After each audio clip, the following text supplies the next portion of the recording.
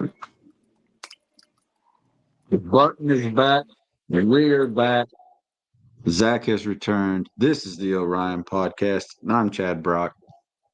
And I'm Zach Bailiff. That's Zach Bailiff. He's, in case you didn't hear him. We're going live. Can't hear me?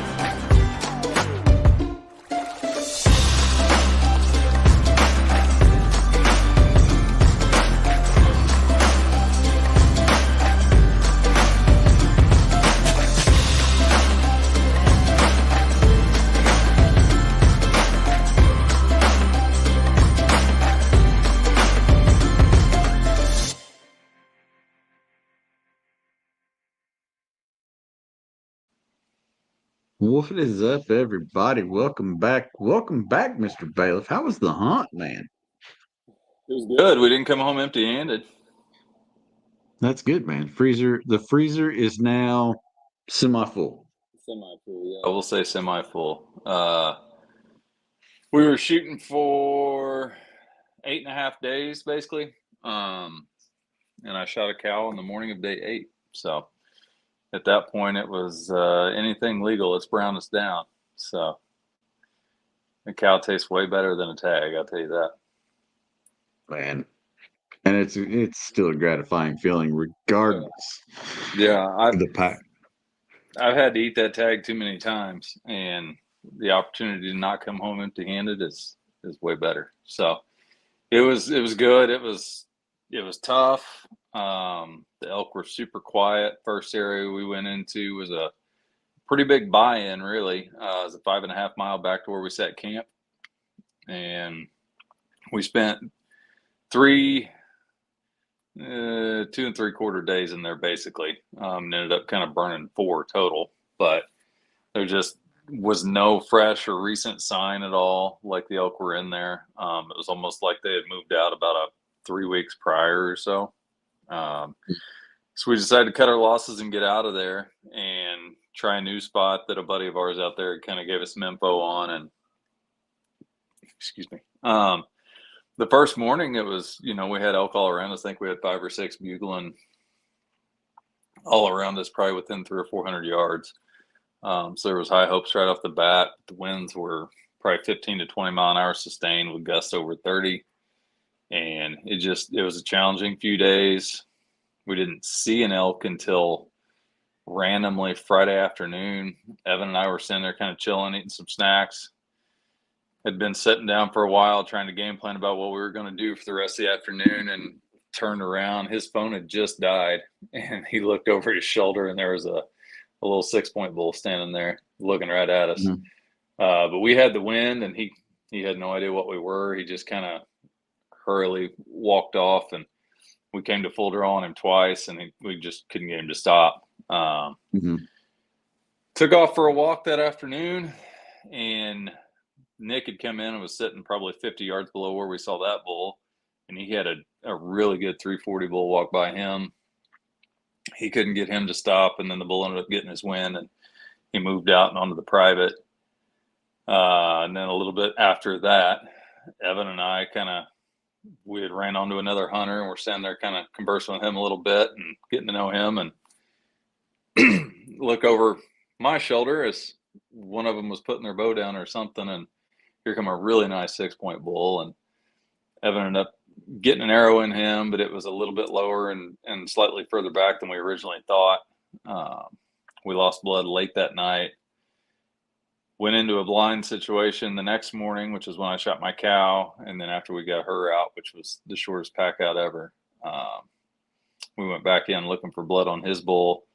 We did find a fresh bed, blood that was probably 3 to 4 hours old, and then it kind of dried up on us in about another 150 to 200 yards. So it looks like that bull probably was okay. He made it. They're incredibly tough, and where we think the shot actually impacted, he actually missed the vitals. He was behind the heart and below the lungs, and there's kind of a dead zone there where there's really nothing there. It's low enough that they'll bleed decent until they get up and get moving, and then the organs kind of close up the holes and they clot up, and that's that. But he was probably sore for a few days, but that bull's just fine. There you go. Well, congratulations on your harvest this year. It's an accomplishment anytime you go out to a new area, and especially different state, to make it happen. Man, that's awesome. So congratulations to you on that. We got a podcast to do. You're back. We're working. It's podcast night. We've got us a new guest tonight. TV show famous guest. So we're moving up in the world for all you listeners out there. We've got TV show famous guest tonight. So without further ado, let's introduce the Bassquatch Hunter, Mr. Mike. What's going on, man? Hey, what's going on, guys? Thanks for having me on here. I'm really excited to be on here. I like how diverse your podcast is, and I definitely think you went a little bit over the top with that TV show celebrity introduction there. That's a higher accolade than either of us have. So yeah. You know, what's funny is people ask me, like when I do all these kids events, they'll be like, "Hey, are you famous?" And I'm like, people know me in very small groups. I'm like, if I go to the right place at the right time, someone will know me. I'm like, that's about it. So it's far from famous. I always say I like to be well known, not famous. So there you go. Fame or being well known in general is a very compartmentalized thing these days. True. So many avenues. Yeah, for sure.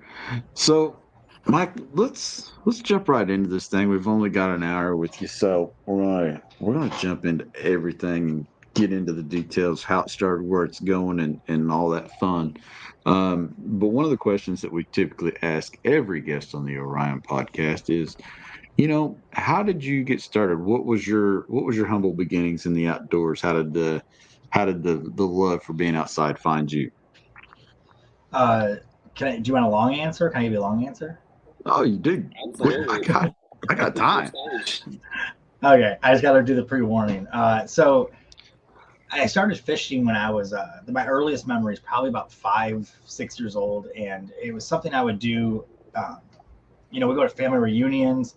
My parents would have their boat on a lake somewhere, so we have like the docks to fish off of. Like anytime I was had the opportunity, I would fish. Now my dad didn't fish. My sister doesn't fish. Like nobody in my family fishes. None of my friends really fished either. But it was something I could do by myself. So it's something I didn't need anybody else for. It was kind of like my escape from everything, because you know how like when you fish, it's almost like overstimulation. Like you're so hyper focused that there could be a car crash in the background and you might miss it. You know what I mean? So I love that aspect of it. I love how fishing has pulled me out of everything, and I didn't need anybody else to count on or rely on. So when I was a kid, I would just always fish, and it wasn't ever about catching fish. Like I can't tell you one memorable fish that I've ever caught before I was an adult. But I can tell you where I fished, but I can't tell you what I caught because it never mattered. And getting a little bit older, I did a lot of marketing, a lot of sales, a lot of promotional marketing, just a lot of things that kind of geared me towards promoting myself or promoting brands, or the whole aspect of it. So I had a marketing job for 13 years, and I was lucky enough to do marketing for some of the biggest names in fishing. Logo designs, apparel, distribution, all this cool stuff. So I started asking questions, and I was like, hey, must be nice. Everyone says that must be nice. I want to fish for a living. Oh, yeah. And I remember a really famous guy that goes by 3 initials, we'll leave unnamed here, but he stopped me one day and he's like, I lose more than I win. And I'm like, yeah, but you got this boat, you got this truck, I'm like, all this gear, everyone knows you have all this stuff. And we had a really cool conversation about how, tournament winnings aren't a living. That's in no way could you ever make a living off tournament winnings. It just doesn't exist. Tiger Woods loses more tournaments than he wins even. So nobody wins more than they lose. Nobody. So he explained to me how merchandising and marketing and promoting yourself differently and finding ways to do things differently and just always finding new avenues to market and promote. Everything you do off the water was the important part. And I remember, like, it sounds weird, but like I remember what it was. I remember what day it was. It was 2013. We were at a Detroit Lions charity fishing event, and for some reason, when he said that to me, it hit me. The next day, I went and started looking at new bass boats, and I was like, all right, I'm taking this more seriously. Like, it just motivated, it sparked me for some reason. Right. So got a new bass boat, nothing special. It was like a 1990 Quantum boat with like a 50 horsepower motor on the back, but it was my first actual bass boat, so I was really excited. And I started doing tournaments locally. I started like fishing almost every day. I'd be out on the boat, and you know, me and my ex-wife would travel the country and just fish every lake we could. And then you know, fast forward 2.5 years or so, and I kept on breaking props off in this one lake by my house, like lower units. I would just break everything, prop shafts, like everything, like once every 3 months. And the same lake, and I was just trying to get to these certain areas, and there was tree stumps everywhere. So I was like, man, there's got to be another way to get back there. Like, there's got to be a way. And so I started like Googling stuff, YouTubing stuff, and of course I saw Hobies, I saw Jacksons, I saw Wilderness, I saw like all these kayaks that I've never heard of. And I was like, man, these are fishing kayaks, but all they have is rod holders. Like, I didn't know the difference. So one of my buddies called me up and he goes, hey, there's this kayak shop. It's like an hour away. They have these kayaks. Go look at them. You know, you're going to want, like, I think it was Wilderness is what he told me to go get, because that's what he had. And right. I was like, and you know how the kayak world works. Whatever you have is what you tell everybody to get. Yeah. It's a so I looked up this dealer and I was like, oh, I'm going to go there. So I'm looking at this kayak and I was like, man, this thing is cool. It was so expensive. That was like $1,800. And I was like, man, it's just like, it's a kayak. Like, this is crazy to me. Like, that's how much it costs to rebuild my motor. So I was like, that's a lot of money. And then they had this brand there that I've never heard of or seen, and I sat in it and I was like, this is it. Like, a brand I never heard of. It wasn't a big brand. I sit down in it and I was like, this feels like a bass boat. I want to get on the water, try this out. 2 weeks later, I sold my bass boat. So I got in the kayak and I saw where the kayak could take me. I caught some of the biggest fish I've ever caught as an adult in that one area that my bass boat wouldn't go. And I got so obsessed with that feeling so quick, where I started going on Facebook looking for tournaments. And the closest one I found was 2 hours away. I did my first event. I flipped over, lost all my gear. Everyone that was there, all strangers, they all gave me clothes, fishing rods, a battery for my fish finder that fell out, tackle. They, like, all these strangers from all these crazy different age groups, from like 18 to 50, like, people just like flocked to me and said, oh, here, it's hypothermic water. Here's a towel. Hey, do you need a sweatshirt to borrow? Or like, it was a weird, like, right. Like, I don't know if do you ever bass boat fish or anything? Have you ever been in that world? Oh yeah. Oh yeah. So, still in it. Yeah. If you sink your bass boat, you'll be lucky if someone comes to help you. You know what I mean? Like, bass boat, like, I never felt that. Like, I got picked on for having not a good enough bass boat. You know, like, everyone's like, oh, 50 horse motor. It's cute. I'm like, you guys are jerks. Like, who cares? So the fact that these kayak fishermen were just like, take clothes, take everything. And I got 7th place in that tournament. And I was so blown away. By the end of the day, I went there knowing nobody. I lost everything in that tournament. I left there with like 25 new friends.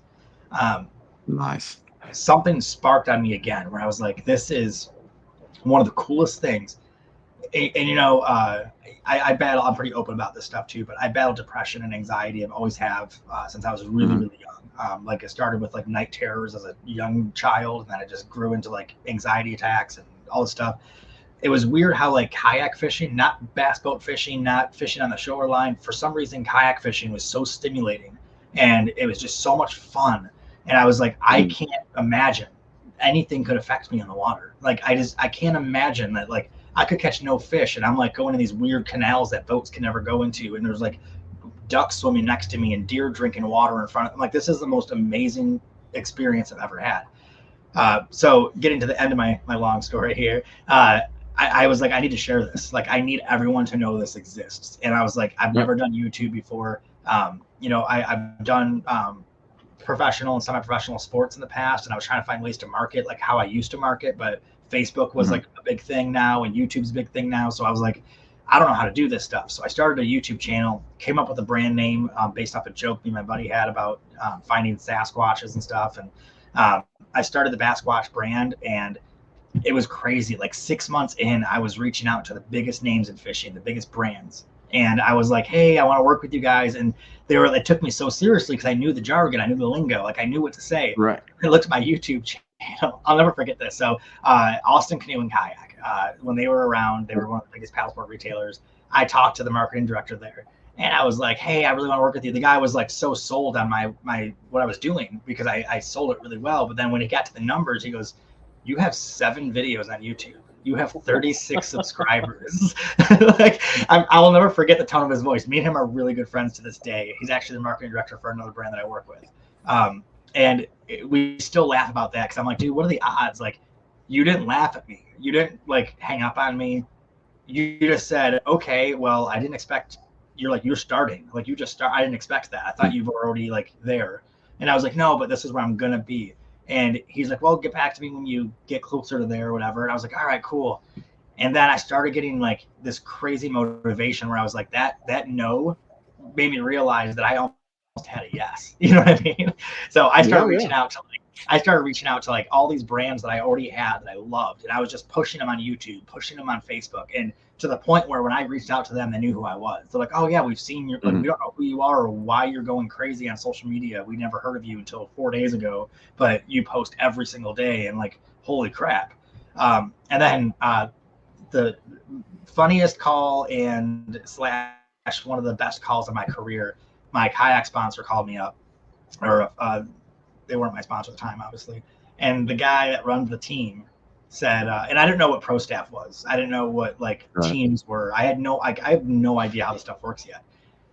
And this guy goes, I don't know what to do with you. He goes, we either need to tell you to stop because you're doing too much, or we need to bring you on board. And I was like, okay, like I don't know how to take that. He's like, you're posting every day, you're tagging our brand, you're doing videos, you're doing content, like you're showing our stuff so no one does that. Like no one at the time was doing that with them. So, or in the kayak industry in general. So they were like, we either need to like distance from you or bring you in, and I don't know what to do yet. So he's like, what do you think? And I told him my whole spiel of what I want to do one day and how I want to build it. They not only brought me on the team, but I was like their first paid angler.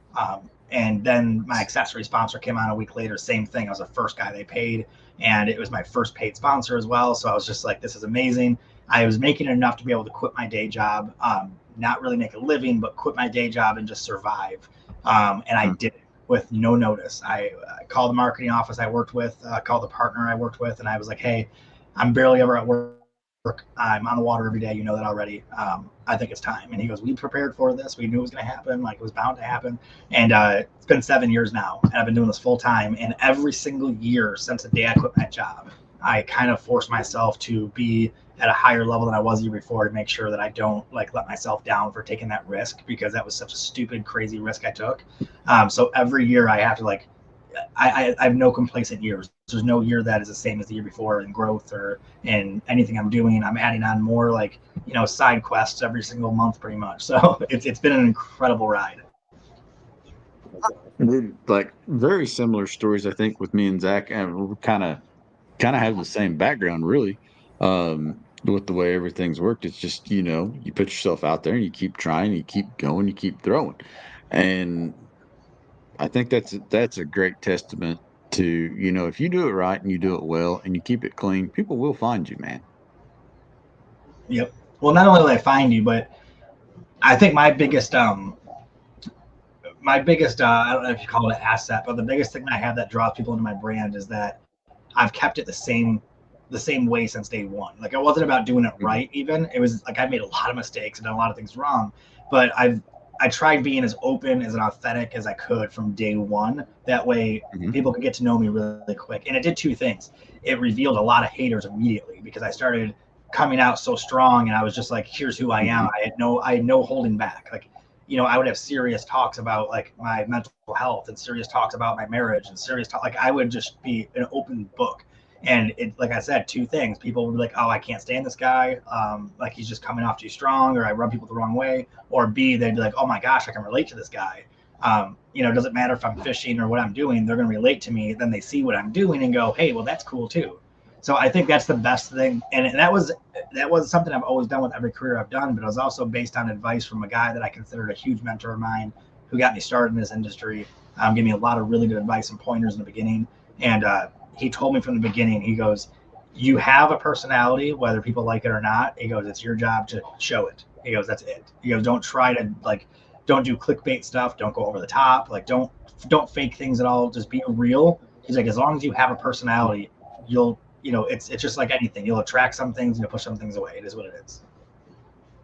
Now, talking about your intro into the kayak tournament fishing world and all that, I mean, what did that tell you right away, and how have you seen it grow? But let's talk a little bit about the kayak fishing culture. What does that mean to you, and how have you seen it develop over all these years, and where do you think it's at today? That's a great question, actually. That's actually a really good question. So to start with the kayak culture, because I think that's a really important thing. That's what drew me into doing this for a living. That culture I talked about, where people are genuinely concerned about each other, which, I did professional mixed martial arts for many, many years. There was a lot of friendships, but there was never that, everyone was out for themselves. Like, it wasn't a team sport, you know what I mean? So like, it wasn't like a very close knit community. We all knew each other, but it wasn't friendly. And then I've been in music my entire life. The music industry is very opposite as well. Everyone's competition with each other. No one wants to give anything up, kind of thing. You're all fighting for a spot. Then I got into bass boat fishing, and that was one of the biggest eye openers of how people really were to each other. There was some ruthless, bass boat world is just a different level. The culture of kayak fishing, just the camaraderie, it's so overused, that word, but it's so true. It's almost like what I would assume. I've never been in the military, but I've worked with so many veterans on episodes and shows, and they always talk about the brotherhood and that feeling of everyone's got each other's back. I feel like kayak fishing is very similar to that. And I feel like that's how it started. I feel like that was the outcast of the fishing world, was the kayak guys starting out. It was a very young sport. It's still a pretty young sport. But I also think it's grown. So a lot of these brands, I feel like, jumped on board on this YouTube boom about 5-6 years ago, where they were just reaching for influencers. That's when a lot of the podcasts started popping up from everybody, just trying to everyone was trying to get a foothold in this new thing. And I feel like that changed the culture a little bit. It brought a lot of haters out, a lot of trolls out. It brought a lot of people who didn't like people succeeding, and that's what always happens in any industry, any world. As soon as someone climbs a ladder, there's two types of people: one that'll pull your ankles or pull you back down so you can be on their level, or B, they're going to climb the ladder and help push you up it so you guys can all grow together. Once that sport started doing that evolution, I would say about 2018-ish is when I noticed it. 2017. I felt like you started separating those two types of people in the sport, because it was no longer we're all in this together. It was wait, now these people are rising up. There's some people that are rising up in the sport, and I'm down here and I don't feel comfortable with it, so I'm going to try to pull this guy, right. So the culture changed, and I feel like today there's still that polarity where there's some negativity, there's some haters, there's some people in the industry that have voices in the industry. That are good at some things that they do, but they're not good at some other things that they do as well. And I feel like there's a turning point we've been at, where if you've noticed, a lot of the kayak brands, there's the fishing brands in general, but in the kayak sport alone, a lot of the brands have taken steps backwards as far as calming down marketing, pulling back from commitments. Sales are slowing down, and there's that bubble is kind of leveling out a little bit right now. I feel like that's making the culture take a breath. You know what I mean? Yeah. I think that's a very good statement, man. Yeah. Well, it's something so I talk to a lot of brands. I mean, and I talk to a lot of people that work with a lot of brands too. And it's one of the common things I've been talking with lately is that the culture was at this crazy boom. It kind of went through this weird split, how a stock gets to a certain level, then it splits. And then it can either fall from there or triple, and could go huge. And I feel like the industry went like this. It split because it had to, and to continue growth, they had to have some division. And then it just plateaued from there. And I think what we're about to come into in the kayak culture is people are going to start going more minimalistic. They're going to start going to smaller kayaks, lighter boats, back to the basics, no technology. I'm starting to see it go that direction for the next 2 years already. And I think that's going to be the future of the sport. Now it grew and it split, and everyone's like, whoa. I got to this for like the peace and the calm. And, I think it's going to go back to there. So the marketing, and that's a big thing too. That's the biggest part of my job, is figuring out marketing trends and figuring out what my next move is and trying to figure out where, the industry is like water. It's always going to flow and change and be in different states at all times. So I have to try to ride that wave and be in that water all the time.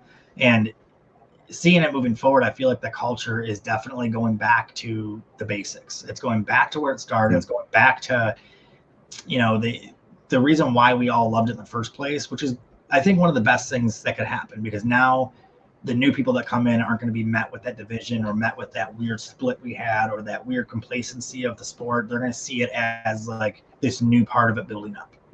Like if you picture like a staircase, like I rather always grow like a staircase, not a ramp. I feel like this is going to go up, level, change, go up, level, change, go up. Everything should, in order to have a good foundation. So to end my long over wordy answer, I feel like the kayak culture is going through its changes. It's going through its stages from infancy to teenager years. And before it gets to full adulthood, I think there's going to be a lot of really cool changes and shakeups. And, some people are definitely going to rise in the sport that deserve it. And I feel like some people might fall back a little bit in the sport that deserve it as well. So I think it's going to be a cool, I think the next 2 years is probably one of the best 2 years of the kayak industry, in my opinion. Yeah, dude, very spot on. I think when you talk about the marketplace and kind of what's going on right now, and I've seen it just through the eyes of my Facebook page here recently. I've been playing around and asking a few questions here and there, and the minimalistic boat is something that has come up from a few different people, and I think that's interesting. Obviously, you still got the guy that wants that great big heavy boat that's super stable, super all these things, but there is a call for this boat that you're talking about, and I think we're going to see it. It's going to happen. Oh, absolutely. So easier barrier to entry for a lot of folks too. I mean, a smaller, lighter boat, probably going to be a little bit cheaper. They don't need all the electronics. They don't need, don't have the pedal drive. They just go back to a paddle, and it makes it a lot simpler for them just to grab and go. Mm-hmm. Well, do you notice that, like it's in the fishing world in general, but mostly the bass boat world, is a huge rebellion against live scopes right now.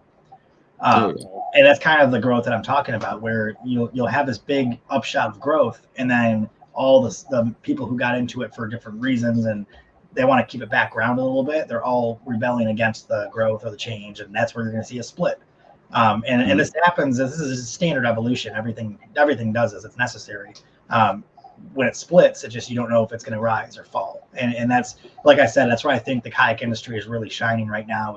I feel like we had a big bubble burst and a split, and then now it's finally it's leveling off, and now we're about to start growth. And that growth, as you guys know, after any struggle, any loss, any defeat, anything that you go through, any kind of trauma, the next stage is growth. And that's usually the best part of the whole experience, obviously, is where you grow from something.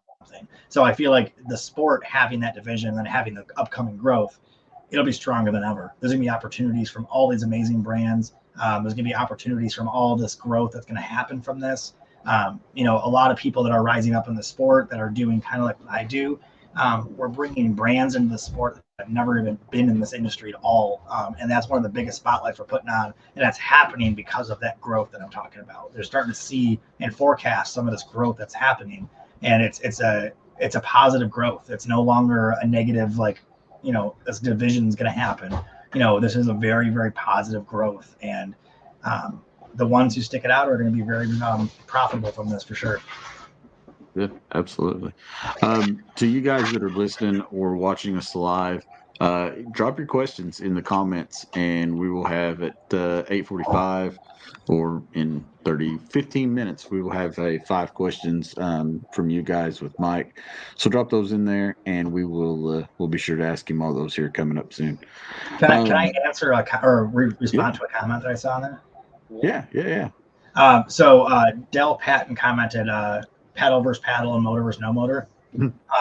So that's kind of so I was talking about the division between the front facing sonar and the live scopes, all the stuff that's going on. So that's funny because that's exactly what I'm referring to. That's part of it, at least.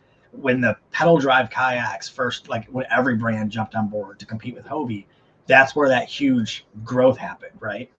But then there was also that no matter what was going to happen, that split was going to happen, because then you had the Hobie purist versus everybody else, Hobie versus the world at that point.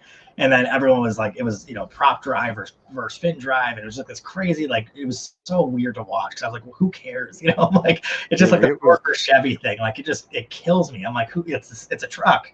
It's a kayak. Like, they all have their trade-offs. Like, who cares? But that's when that division, that was part of that growth of the division, was the pedal versus paddle. And then it was the motor versus no motor. And you still see that motor versus no motor in some of these tournament scenes right now. Oh, yeah. And that's the biggest change with tournaments is, KBF used to be the biggest and only thing in the game for these big events. And they caused a reason to have competition grow. And there's so many players in the game now that all do an amazing job.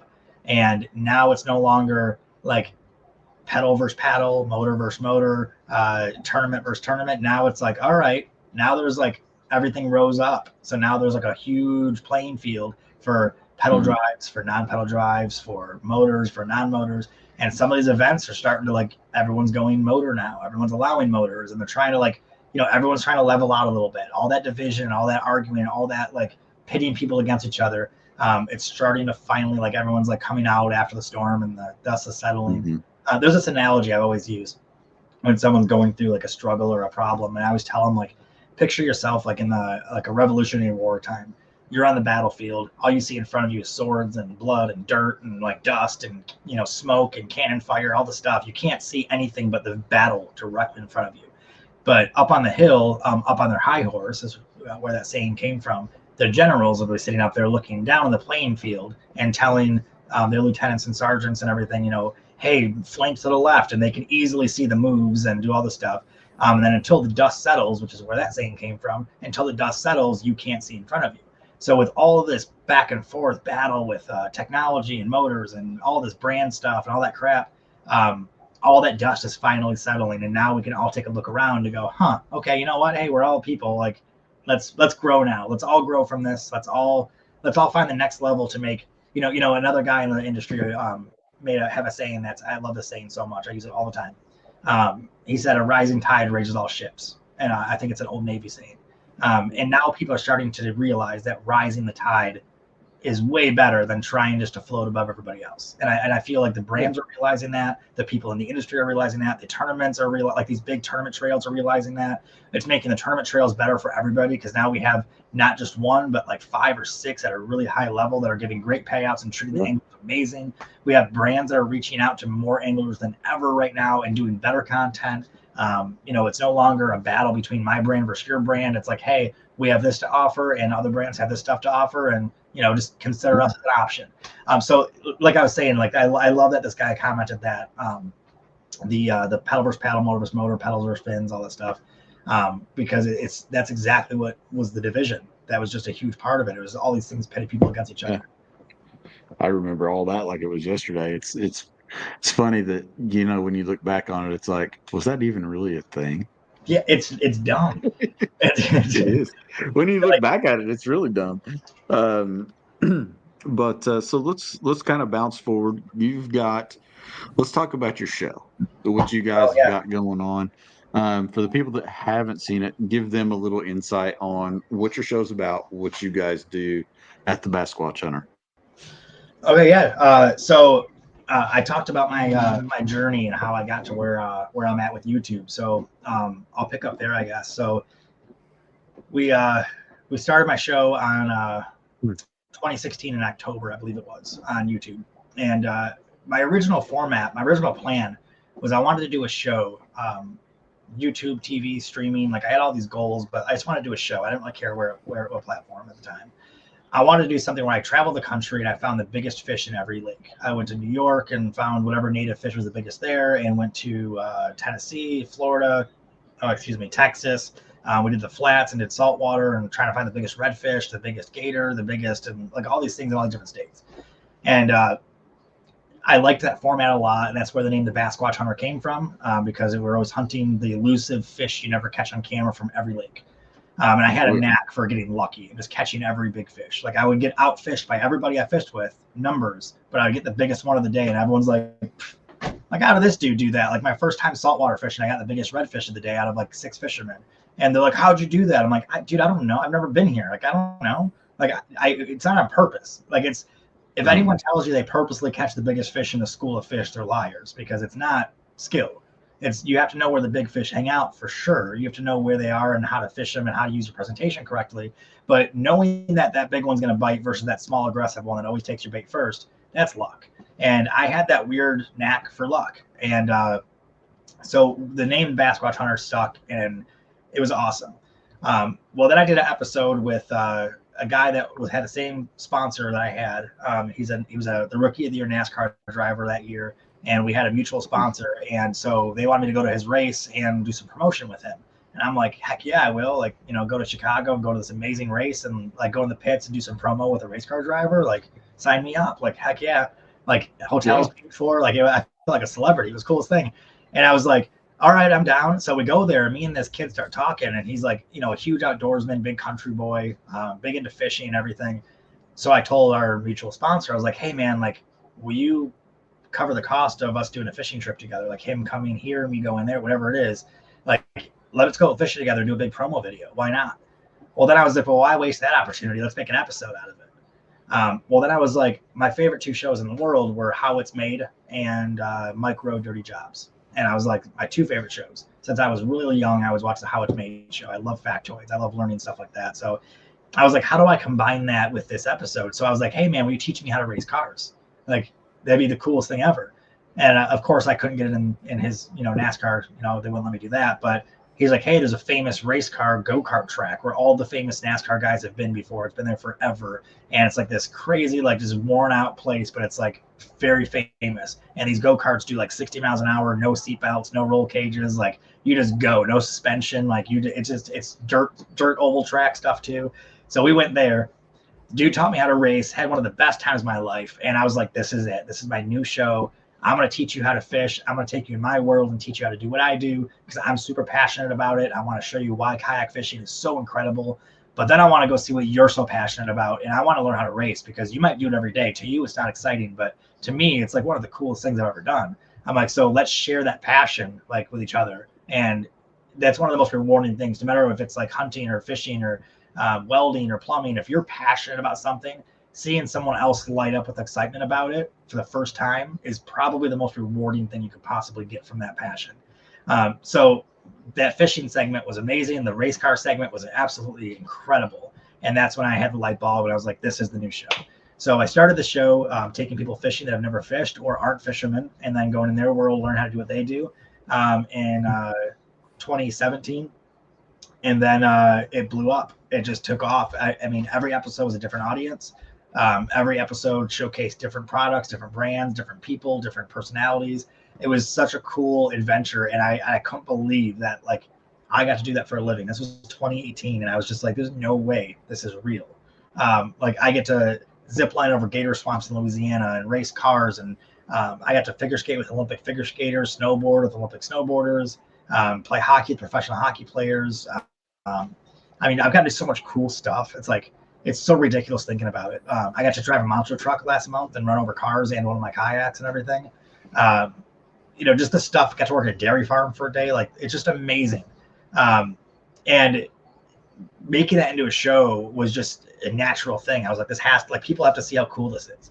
Like, not only is it cool that I get to go fishing, and kayaks are awesome, and the adventures and the places they can take you are incredible, but like, the fact that kayak fishing brought me to here, where I can now show you someone else's passion, where they're like super passionate about comedy or whatever they do. And I get to try to do it too. So you can see us both out of our elements, see us both in a different world, and see us both teach someone what we're passionate about.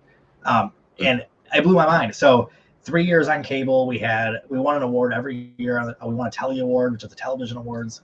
We won an award in nature and wildlife our first year. On the Pursuit Channel. We won a second year in entertainment on TV, which is a huge category. And then third year, we got on Discovery Channel. And got on Discovery Channel, we got nominated for an Emmy. We're the first kayak fishing show to ever have that, to ever be a kayak or an Emmy nominated show for kayak fishing.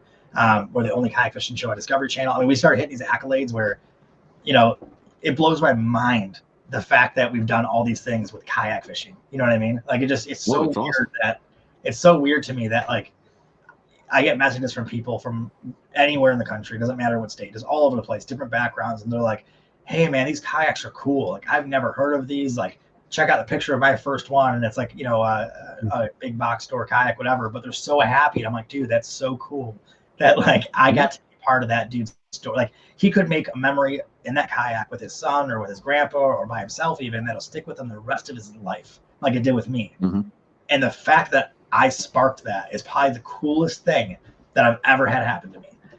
It blows my mind. And so either way, so the show now, it's crazy where it's gotten. We've got over 8 million impressions a year now. We average about we at 2 points. I have a sheet over here. 2.6 million viewers, I think now on cable alone, not counting on demand and streaming. And it's just like, man, the fact that people like this show so much and that we get to keep on doing it, it's just amazing. You know, it's absolutely incredible. You need to get Deion Sanders. He's got some stuff going on right now. I bet you could really bump those numbers with the way Deion's moving. He's an outdoorsman too. I wish. Do some prime fishing. Outdoorsman. He loves the bass fish. So yeah. He's got it going on. That'd be an episode. Everything seems to follow him. No, man, that's amazing. And I like the preface of the show. I mean, it is. It's very much exactly what you explained. It's dirty jobs, how it works, put together with kayak fishing. I mean, you can't really explain it any better than that. It's crazy. And you know what's cool is we do like factory tours too. Like I did a hockey factory where I got my custom goalie pads made for the fish or for the hockey episode. And I got to show people how goalie pads are made at the largest goalie manufacturer for the NHL. Like it was just crazy that I got to be there.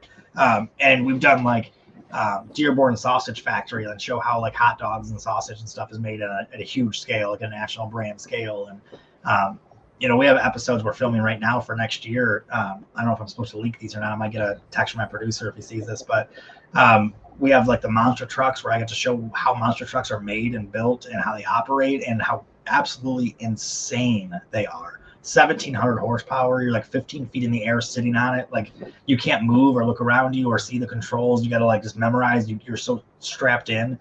It's like that was one of the coolest things I've ever done in my life too. And like we get to show people how that stuff works. And like the guy who spends every second of his day living and breathing that passion, we get to share his story. And it's just such a cool thing. And I will say this too, one of the episodes we filmed for next year, and it sounds kind of dumb, but we're doing I don't know if I'm allowed to say this. If I get in trouble, I'm blaming you guys. It's fine.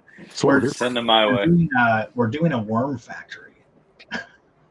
Okay. Like, isn't that the weirdest thing to say to somebody, like a worm factory? But like the largest distributor of worms in the entire country.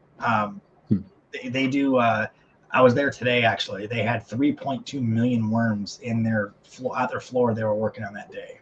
And it's like just rotates all like they're just millions and millions. And it's just like the weirdest thing. But being able to show people how the whole thing works, like me learning how it works is fascinating. I've done a couple tours of the place just to kind of get my bearings straight with it. It blows my mind. Like who would have ever thought? And that's what drew me to like doing that kind of a format too, was like, if you think about how like, you know, you're into archery, right, Zach? Oh, yeah. I'm assuming I saw the Hoyt sign in the back. So imagine like if you got to see an archery factory and see how they like how Hoyt builds their bows and see how like all the components and just like it'd be awesome. Like it'd be so cool to see how that stuff like everyday things are made. I've done the factory tour. Hoyt, it's pretty phenomenal. Oh, really? Yeah, it's got to be cool, man. Like it's got to be so fascinating to see how like even how the pulleys are put in and how the strings are like everything, and being able to show that. Right down to airbrushing little blemishes out of the finish on some of the camouflage models. It's pretty really special. Oh yeah. See, dude, I kind of want to like now I want to do an archery episode. I kind of want to see that. So, and that's how I come up with my episodes too, is I'll be sitting there going, man, it'd be cool to do that. I'm like, well, let me see if I can find a company. You know, like I do that all the time with stuff where like, I'm like, oh man, I really want to figure out how this is made. I Google it. I'm like, well, that's cool. Like, let me call that company up and see if they're on board. Like, why not? That's how the worm one came. I could probably facilitate that. See, Yeah. we'll talk. Yeah. We'll talk. Because that's the thing though, like there's no limit. And that's one of the coolest parts of our show is, I've done figure skating, I've done WWE wrestling, I've done dairy farms, comedians, radio hosts, 90s one-hit wonder rock bands. There's no limit to what is interesting. Everybody who's passionate about something, it's cool. Like I even thought about doing like a plumber and electrician episode this year. We couldn't squeeze it in because we had like 24 ideas and we only have 12 episodes. So we had to weed out the ones that we had to take the best ones. But like, it'd be cool to do a plumbing episode for a plumbing company, not a plumber itself, where I have to like lay on my back and do plumbing all day because that doesn't sound like fun for me. But like a plumbing factory, or industrial plumbing or underwater plumbing. Like there's so many cool things that it's like, all right, that'd be kind of cool to see how it's done. Like someone who's passionate about doing it, it's cool no matter what it is. Like it's funny, I want to do a tennis episode, and tennis and golf are the two sports that I just haven't been able to do yet and nail down that I want to do. I want to do football, but like football players are so big that I just don't see how that would be a really fun episode for me. But like I feel like tennis would be cool and golf would be cool, and it sounds so boring, but if you get into if I do a factory tour of a golfing company of how golf balls are made, that sounds really interesting to me. Like I would watch it because I want to see how golf balls are made. If I get to play around in golf with a PGA golfer, like I'm kind of interested to see like how good they really are in person and see how passionate they are about a sport. Tennis, same thing. Like how cool would it be to see tennis balls made? It's probably pretty cool, but it sounds so dumb to everybody until you think about it. So, that's what's fun about the show is if you want to do an archery episode, then I call up archery companies, and, most brands I've talked to about every idea I have, they're always on board because why not? They're like, of course you want to show off what we do. And, you sound so passionate about what you do. Like, we're interested. Why not? Like, I've never fished before. Like, it sounds fun. So I think it'd be really cool to find like obscure stuff to do for next year, or sorry, not for next year. We're already filming for next year, but for 2025, like I thought about like weird, like pencil factories, like I thought about like just weird, like only because it's almost like a challenge at this point to be like, how cool is the weirdest thing? Like we're filming a haunted house next week, and this haunted house it takes 45 minutes to go through 1 out of 7 buildings. They have underground tunnels, but like haunted house doesn't sound exciting as far as like showing you how it's done until you do a full daytime tour and realize 120 actors working in a haunted house and like all this pneumatics and air things. And like, it's once you go into that part of it, it's like, you know what, that's actually really cool. Like I went through an open walk through like 2 days ago, the haunted house. And I was like, this much goes into a haunted house. Like, you know what I mean? So like everything that someone is passionate about can be amazing. And that's what's so much fun about the show. Sorry, I talk so much. I'm sorry, guys. No. I mean, all through college, if my TV was on during the day, it was either Dirty Jobs or How It's Made that was on. So all this is right up my alley, 100%. Yeah, dude. So if you watch How It's Made, you've probably seen episodes about how springs are made, or like, you know what I mean? But it's like you watch a whole 30 minutes of it, and you're like, when you're done, it's almost like, did I just watch 30 minutes of how springs are made? Like what? Like that was so absolutely. Cool. So, but that's what's fun about the show. That's how my brain works. Like I used to want to go after like A-list celebrities. Like I wanted I wanted Deion Sanders. I wanted John Daly. Like I wanted like these big names because I'm like, that's what makes a TV show. But then I started working with like singers from The Voice and like comedians that are like national, like selling out comedians, but not like, it's not Dave Chappelle, but it's the guy who opened for Dave Chappelle. And I started doing that, and I was like, this is almost more fun because these dudes aren't here because they're getting paid. They're here because they're actually passionate about what they do, and they want to share that with everybody else. And it's exactly how I feel. So it's like everyone I've filmed with, I've been friends with afterwards. I take a lot of these guys out fishing multiple times after we film. Like, we talk about things. I became personal friends with quite a few of my guests, and it's just like such a cool atmosphere. Like everyone has fun on our show. Everybody loves to, talk about the show afterwards. Everyone wants to be on the show again.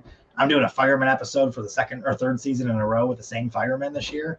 But this year I get to be a fireman for the first time.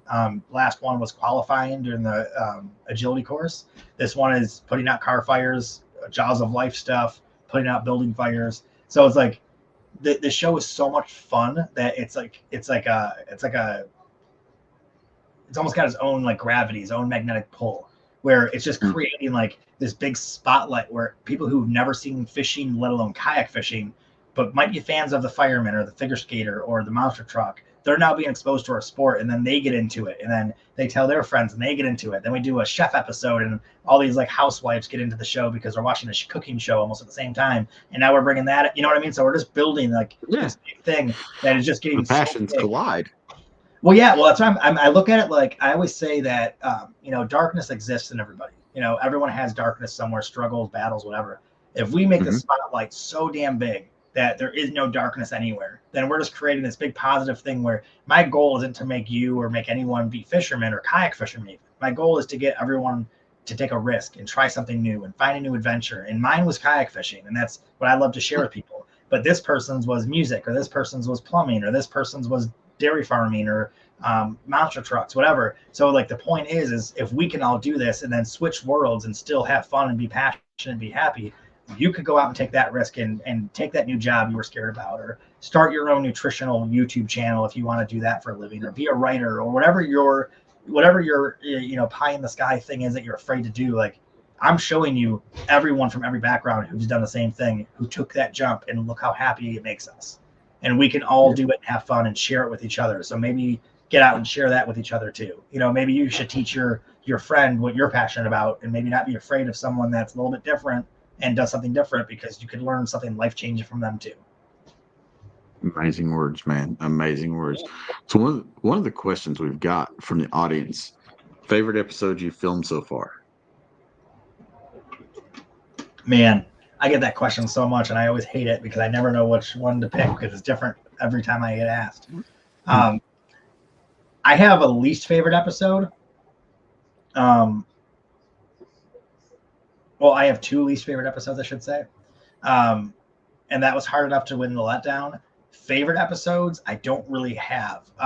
But my favorite moment from an episode, I guess, I did an episode with my dad 2 years ago. It's the first time we've ever fished together. First time we've ever bass fished together. First time he's ever caught a bass since I've been around that I know of. And it was the first time that he's ever seen my show from that angle even. So like, it was kind of like, I was really proud to show my dad what I do. Like, hey dad, this is how it works. Like, here's how hard I work to do this that you don't get to see if you watch my show. But also like, I got to immortalize this memory of me and my dad catching a fish and seeing him light up. Like, we don't have the best relationship all the time, but seeing him light up holding a huge bass was like honestly one of the coolest things that I've ever done in my entire life, not just the show. But that was and he's not a huge fisherman. He's not like into fishing now or anything either. But the fact that he came into my world doing something that he doesn't normally do, and then he lit up, like he got to see it. He was like, I get it. Like, this is like, he was so proud of that fish. And I just stood back, and I remember my camera guy was next to me, and I just kind of like bumped him a little bit. I was like, hey, like, check this out. Like, how cool is this right now? So I don't want to say that's my favorite episode as a whole, because I could give you a huge list. I'd only missed two. And the only reason why I have two that weren't my favorite is I broke 2 ribs in one of them. And I had to go back and refilm parts of it 2 weeks later when I could finally breathe enough again. And it was a full episode ever. And then I had another one where the guest was so afraid of fish that he quit after he caught his first little fish, because he was so afraid of fish. And he was a very large man. So it shocked me, but it was funny. The episode was great. The dude's amazing. He's a good friend, but I definitely didn't expect that. And it made it very, very difficult. We had an hour and 10 minutes or so of fishing, which usually do 3 to 5. And it was one fish and done. And I was like, oh my gosh. But yeah, so that's a great question though. Now, another question, and this kind of gets thrown around the Orion podcast a lot, believe it or not. Weirdest thing that's happened while filming. Oh, We've heard, now just to preface this, we've heard everything from rap videos being filmed at gas stations to backwoods, back road campsites with strangers in the dark. So take it wherever. You know what? My first thing, I don't know if this is the weirdest thing, but it's the first thing that came to my mind. And I don't know if it classifies the weirdest, but so I do a lot of pay it forward videos in my episodes too, where like me and my guests will go buy groceries for people, or we'll do circles on the drive-through and pay for everyone for an hour, or we'll go to a diner and pay for the whole restaurant for 3 hours, or give away gas cards, and like we do a lot of pay it forward stuff, and even like one of my favorite episodes that we did, and we filmed in Chicago for or aired this year, but I call it last season because we're already on next season. But it aired this year with Brooke Fletcher. She was former Miss Georgia. She's a sportscaster. I got to go on live TV on a sports show and be a sportscaster for a day too. It was amazing. But we gave away her kayak afterwards to the Boys and Girls Club in Chicago. It was a brand new kayak. She's the first person to use it, and then she caught fish in it for first time ever. Then we donated it to the Boys and Girls Club. So like a lot of the charity stuff we do is really cool. Like I love anywhere we have room. If we have an episode where like we have enough content where we can like squeeze in a charity thing, I do it. But we had one, we were giving away gas cards at a gas station. This dude pulls up. I hope I don't get in trouble for this one too. This dude pulls up and he's got a big, huge peace sign on his back window. It's like a rainbow peace sign, like this big, bright, colorful, like happy. Dude gets out, it seems like he's like, peppy, like a, happy, good mood guy. And we go up and we're like, hey man, I just wanted to give you a gas card before you pump your gas. Like, here's $50. Like, fill up your tank. It was right when gas started going up. It was a couple of years ago, like when gas went like doubled immediately. And I was like, hey man, like, trying to help people out. This dude grabs the card, throws it on the ground and started screaming. And like, we have a camera crew sitting there, like, the gas station knows we're filming, like all this stuff. This dude goes off. I said, I don't want free gas. And I'm like, oh my gosh. He went crazy to the point where other people were like interjecting, being like, hey man, calm down. And we were so shocked. We actually stopped filming for like 2 hours, went and got lunch. Like we had to reset. And it was the strangest reaction. I have people say no when we buy groceries, like, no, we don't need it, or help someone, like totally fine, totally cool. Like, no big deal. This dude was like throwing stuff. Like he was screaming. Weirdest reaction I've ever seen. And I think it's hard to pick the weirdest thing that's happened because like I fell off of a boat yesterday, and like almost ate it into the trailer. It was terrible. But like that was the most shocking to me because it was so out of left field. Like my camera guy put the camera down and just had like deer in headlights look. Like, what do I do? Do I keep filming? Like, what's going on? Like, this dude was like threatening us, and it was like a simple like, hey man, we're here to pay for your gas. Like, no strings attached. Like, you don't got to do anything. We just want to give this to you. And then we ask him afterwards, like, hey, do you mind that we filmed this? And if you don't, then we'll take it out. We don't need to film it. Like, no big deal. We just want to like try to inspire people to go out and do this, and blah blah. And this dude was just like, all we did was say, can we pay for your gas? And he went on about a 15 to 20 minute tirade. It was impressive and incredible. Wow. And we always said when he left, my guest that was with me, when he left, my buddy was like, hey, you don't seem too peaceful. And the dude starts screaming out the window. It's like, oh my gosh. Hardest episode that you've had to film, most technically challenging. Oh, man. On your end. Let's go with your end. Like, you showed up for this other person's passion, and it was just challenging. There's so many. So, like, I don't have an answer, but I want to explain why I don't in the fastest way I can. So, Chicago, we were 7 hours delayed when we got there because of a huge thunderstorm. So we had an hour to film before dark. It was crazy stressful. We just drove all the way to Chicago and waited 7 hours for the storm. Like, it was crazy. We had to rush everything. And then we had to bring our guest, who was a former beauty pageant winner, like drop dead gorgeous girl. Met her for the first time. All my guests I meet for the first time. Maybe one or two I've met like a day before, a week before, but almost every guest I meet for the first time on camera on purpose. So we meet for the first time that day. And we bring her back to an Airbnb, like a shady Airbnb that we had never been to either. We just got to. It was like a really weird area. Like, it was so weird. And it was so hard because I'm like trying to like make her comfortable and try to like be like, hey, we're super professional, all this stuff. We only had an hour to film. We rushed everything. We had to be at her studio for hair and makeup at like 6 a.m. So like that was super challenging. It was tough. We had 3 locations. It was nuts. But that's happened just like that in like 5 other episodes. So it's like that, like we get delayed from weather. We film outdoors, or like we don't catch fish. So we went from a 3-hour fishing segment to a 8-hour fishing segment because we just didn't catch fish all day. And we if we skunk, we show in the episode, but we try to fish as long as we can to get the content. We've had kayaks, break in the middle of an episode where we had to stop and go back and fix things. We've had cameras go in the water. We've had, the WWE wrestler one, I broke 2 ribs, and we were like in the middle of filming. I took a chair to the back, but I turned on accident and caught it in the ribs and broke 2 ribs.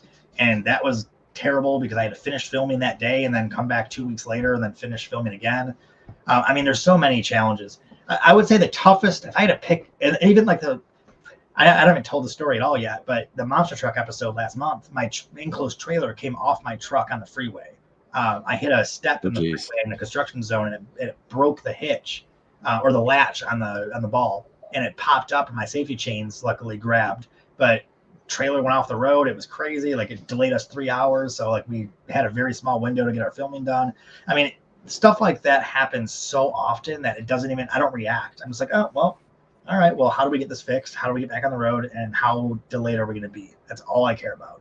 I had my truck break down in Kentucky 4 years ago, and it was a 3-day fix and like $3,000. And I just, you know what I mean? Like, you get used to it. No problems, only solutions. The most challenging episode for me to learn, I will say this, was figure skating. Only because I've played hockey for 36 years. I can skate really well. But figure skates are totally different than hockey skates. I fell a lot, and I just couldn't, like, my brain, like, I know how to skate so, like, naturally. I've been skating since I was 3 years old. Putting on a flat blade skate with the toe pick on the front that grabs and makes you fall face first immediately, it's one of the hardest things. I couldn't break that, like, muscle memory. So by the time I was done, they were like, hey man, like, if you ever want to start figure skating, like, you could probably, like, you got a pretty good start. I was like, no, get these off of me. Like, I'm done. Like, that was so hard. It was like, you don't wear pads. Like, I wear hockey pads when I play hockey. Like, I'm skating faster than I can normally skate because figure skates are made to skate faster.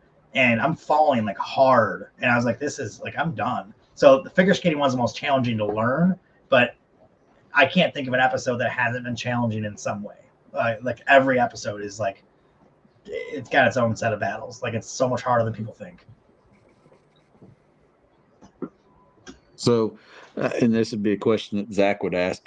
How do you stay on the up and up, man? Like, doing all this stuff. I mean, it's when you're filming, you're traveling, all these different things. How do you keep your body on the up and up for the grind every day? I don't. I'll be 40 soon here, and I'm feeling it. You know, it's one of those things where I wake up every day as early as I can, and I stay up as late as I can, and I just try to squeeze as much as I can. You know, besides the show, I've got so many other things that I do with this brand, and it's just I do eight full-time jobs. But I've had a lot of businesses in my life, and they're all so different, which kind of explains how I'm so scattered with my show too, I guess. But you know, I owned a restaurant and bar. I had a music business. I did professional mixed martial arts fighting. I've done, you know, professional hockey coaching, did private lessons for goalies for a lot of big people, done a lot of stuff. And I don't know, I guess you just learn, like, being upset about things that go wrong or like having challenges affect you at all, I guess. All it does is take energy away from the solution. So when you get that mindset at a younger age where you're just like, there's a problem, you don't stop, you just find a way around it or find a way to overcome it, or you just stay moving. I feel like I've been doing that since I was so young that I don't remember anything different. So, you know, when obstacles come up, when things go wrong, when I don't get the viewership ratings come in and they're lower than they're supposed to be, which honestly doesn't happen that often. We've been so blessed and lucky with our ratings, but like sometimes I'm like, man, like on that outlet, we didn't get the views I was hoping to get, or on this one, like we air on so many different things too. It's like, I don't get upset. I get motivated. It's like, I think it's from fighting, because I've been doing mixed martial arts for so long, and I've been doing boxing and wrestling and stuff like most of my life.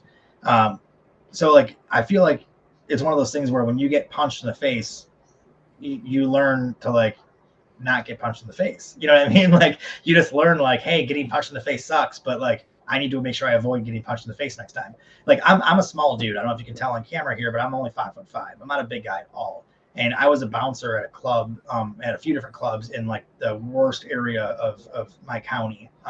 People who are familiar with Michigan, it was Pontiac, so it's like Detroit.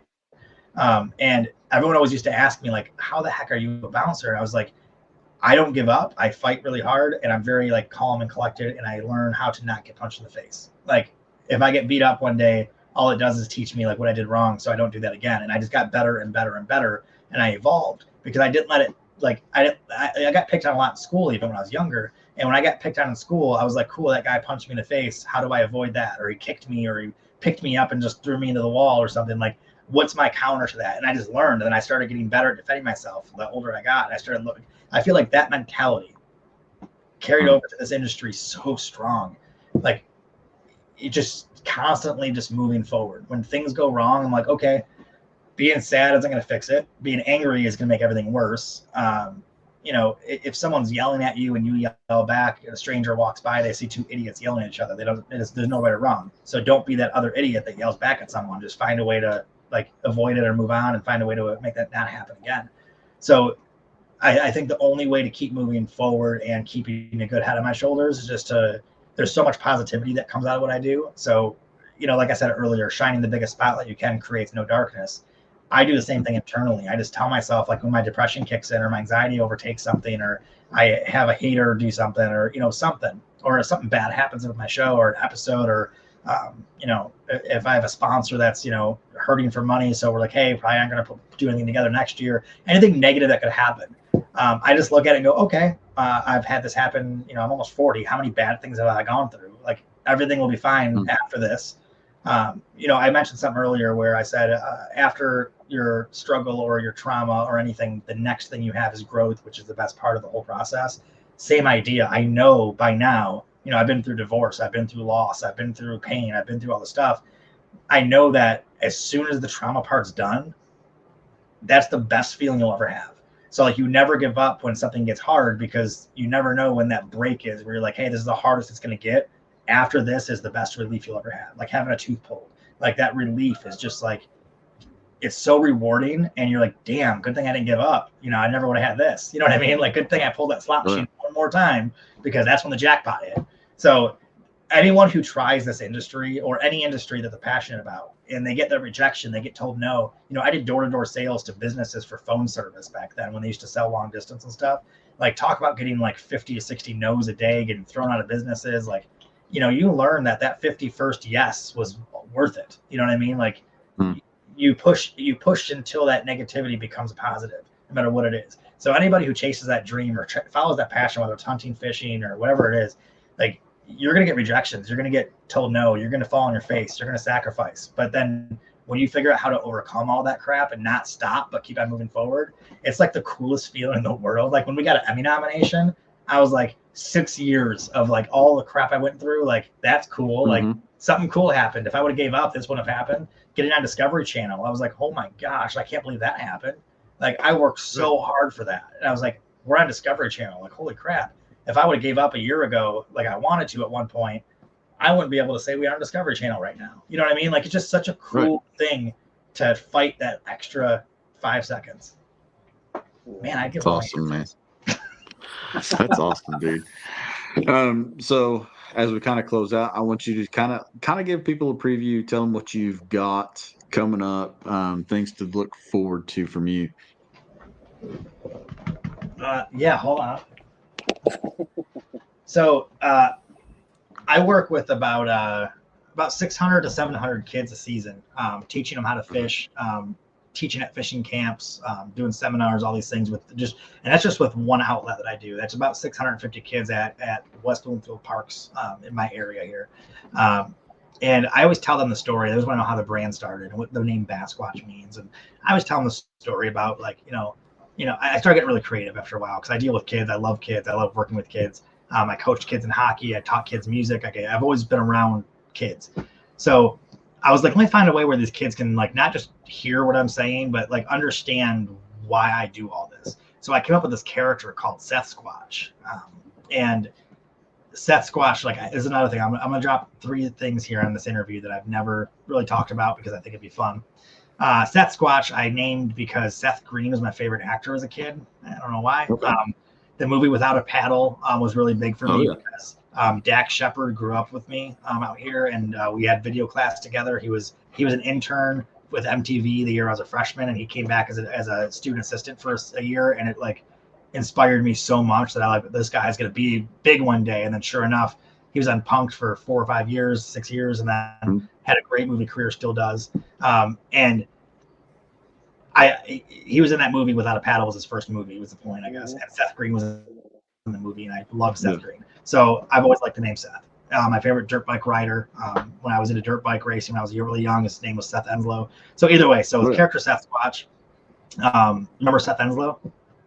Oh yeah. Yeah, crusty demons of the dirt. I had the shift pants, man. Yeah. The Seth pants, yep. Yeah, that was amazing. So either way, the name Seth was always big for me. So I was like, that's the name of this character, and it sounds like Sasquatch. So Sasquatch. And I kind of wanted to make the story about me, but not make it about me. Like, I don't like, my name isn't attached to my show. It's the Bassquatch Hunter Fish Out of Water. It doesn't say Mike McKinstry anywhere. I don't like my name being a part of it because I want the show and the format and the mission to be about the mission and about the message. Like, you know, Chad or Zach or anybody could host the show. You know what I mean? Like, the show isn't about the host. It's about the story. So I wanted to kind of give a reason why all this happened without using my name, but kind of use my reasoning. So either way, I started the story called The Adventures of Sasquatch. And I started telling kids the story that I made up about how Seth was the Sasquatch, and, you know, Sasquatches hide in the woods. That's what they do. We've never seen them in real life. We think we did in 1967. We have a picture, but that's all we have. But they've been hiding forever, and they're afraid of humans because we're trying to hunt them. Well, one day, Sasquatch met a kayak fisherman because he was able to go in this river and go in this remote area in the woods where nobody ever goes and boats don't go. And Seth finally met his first human and was like, hey, what is that? What are you doing? Like, teach me how to do that. I'm curious. I've never met a human. Learns how to fish, catches his first bass, and it was the biggest bass in the whole river. It was a Sasquatch-sized bass, so they called it a Bassquatch. And the kayak fisherman, his name was Joey, which is my middle name. My mom calls me Joey. It's Joseph. Kayak fisherman's name was Joey, and he was like, man, it's so cool. I learned how to do something. Now I want to see what I've been missing all this time. Like, how many other humans are out there? What else is there I can learn? So every single day, Seth goes out of the woods and meets a new human and learns what they're passionate about, what they do, and teaches them some really cool things about being a human and what it means to do what they do and how to be a human and all that stuff. And then also Seth goes, well, let me teach you what I love to do. I love fishing because I learned from this kayak fisherman. So here's how you fish. So I started a children's book series because it made sense. And all these kids love the story. And they always asked, every year I'd come back to these camps and these kids would ask me another Seth story. So I was like, you know what? Here it is. So I started The Adventures of Sasquatch. This is the first book right here. This is the Bassquatch Hunter. It's how I got the name, the Bassquatch Hunter. It's a super, super cool book. I just told you this whole story. That's kind of the story of the book. Like, here's Seth meeting Joey, the kayak fisherman. My first kayak was green. It's such a cool story, dude. The illustrations are absolutely stunning. My buddy Josh is the illustrator, and it's such a cool storyline. All about meeting people that are different than you. You get free stickers in there. There's also like journal entries in this thing. Here's a journal entry from Seth about his day meeting a human. Here's a map of where they fished, which is also the board game that I did. There's Adventurer's Journal where kids can fill out their own journal and color some sketches. Really cool stuff. You can see at Seth-Squatch. I'll put it in the chat. So book number 2 comes out in a month. So that's our new big thing. This book right here tells you, follow along the next adventure when Seth meets a race car driver, which, as I mentioned earlier, was our first episode, where he meets a race car driver, learns how to be focused and determined, and all the stuff that I learned racing cars. And then he teaches the race car driver how to fish. And teaches him some valuable lessons as well, which is really cool. Third book, he meets a comedian, and they're all based off real episodes of our show. So every time Seth leaves the woods, he meets a real guest that we filmed with, learns what I actually learned in the episode, teaches him what I actually taught that guest in the episode. It's a super great story. So that's a big thing that's coming down the pipeline. Is book number 2 will be out right before Christmas. It'll be here in about 3 to 4 weeks, the most. Our third book is, I'm almost done writing it right now. Then I'll go through the editing process and that whole cycle, then go to the illustrator. That'll be ready by March for reading month next year. And we have 13 books planned for our 13 favorite episodes. Really excited about it too. It's gonna be really cool. Second big thing that I'm gonna announce for the first time here too. Another podcast exclusive, if you will, here. Next year, I think this deserves, let me turn this down a little bit. I think this deserves air horn here. So the next big thing is, so if you watch fishing shows on streaming, there's like, Real Tree streaming, there's, Pursuit Up is what I air on too for Pursuit Channel streaming. There's a lot of streaming platforms out there for hunting, fishing, outdoors. But you can't watch kayak fishing or fishing shows on Hulu or Netflix or like the mainstream streaming. And that's been a hurdle that is just slowed down the sport so much in my life, or my opinion, I mean, because a lot of these brands that I cast and a lot of these brands just in talks, they always say how streaming doesn't really matter to them because they're such a small platform. Like streaming and fishing is so small. It's not Netflix. It's not HBO. It's not like these big stream platforms. So once again, I set a milestone that I wanted to hit, which we hit, and we'll be the first kayak fishing show ever on Discovery Plus next year, which is 22 subscribers, dude. Like it's totally surreal. We have no idea how many viewers we'll have out of those 22 million subscribers because it's our first time doing it, but we're the first kayak fishing show ever on a mainstream streaming platform, especially on that platform. So next year we'll be on Discovery Channel for all 12 episodes. And then we'll have all 12 on streaming on Discovery Plus, which is going to be so big for the sport that'll give us so much exposure to people who don't watch fishing ever or who have never even seen fishing kayaks. Like, outside of our bubble, it's hard to believe people don't know these kayaks exist, but they really don't. And when they see them and they see me teaching someone how to fish for the first time, it's going to be really cool. Like they're going to be able to see this so differently. And I think that we're going to have so many big national brands that are going to look at our sport and go, wait a minute, like this is on Discovery Channel, Discovery Plus, Emmy nominated. Like there's all these big accolades for it. There's something, there's obviously an audience, like there's something there and they're going to want to get involved. And that's when our sport had that extra big growth that I was talking about earlier that I think we're missing is we have some really great anglers in this sport. Like there's some anglers in the sport that I would put up with some of the biggest bass boat fishermen I've ever heard of. And absolutely, and not just in fishing abilities, but in personalities and marketability and the things that actually matter in promotions, like not just how good you are. There's plenty of fishermen that are amazing that we'll never hear of, but the marketable ones. And there's so many people that have so much to offer. Man, if we can make that spotlight bright enough where these brands like Pepsi and all Mountain Dew and all Gatorade, they come in and go, hey, we want to put a lot of 30% of our budget. Like we want to put like $500,000 into kayak fishing. Think of how many people are going to benefit from that. You know what I mean? Like how many podcasts are huge. Spotlight, how many anglers will get that stage. So it was so important to me to be able to, especially like, I didn't care who did it. I just wanted it done. I wanted someone to have the kayak fishing spotlight on Discovery or on like these big networks. The fact that we got lucky enough to be able to do it is just absolutely mind blowing to me. Like I still I can't believe it. Like I haven't even announced Discovery Plus. This is the first time because I just signed the contract a week ago. And I've been so hesitant to announce it publicly because it just seems like I almost I don't want to jinx it because it just seems so weird. Like I can't believe that Discovery Plus, like I said, 22 million subscribers. Like awesome. You know what I mean? Like either way. So that's another huge thing in the pipeline. Some of the episodes I'm not allowed to talk about yet that we're filming for next year are at a whole new level from anything we've ever done too. Like things that, like if I told you, like I could tell you off camera, but I can't publicly announce some of the things we're filming. But if I told you things like that I'm able to do because of the show, like that are coming up, it's like, wait a minute, you get to do that? Like I'm shocked that I get to do stuff. So the next year is going to be amazing. It's going to be such a big year for us. Like I said, we're projecting 10 million impressions. We'll probably blow past that with Discovery Plus being added on. We're on this is all the places that we air our show. Like we're on so many platforms right now. And it's growing. So in the children's book, we sold out of our first printing in 3 weeks. We're on our second printing right now. And I think we have like 35 copies left.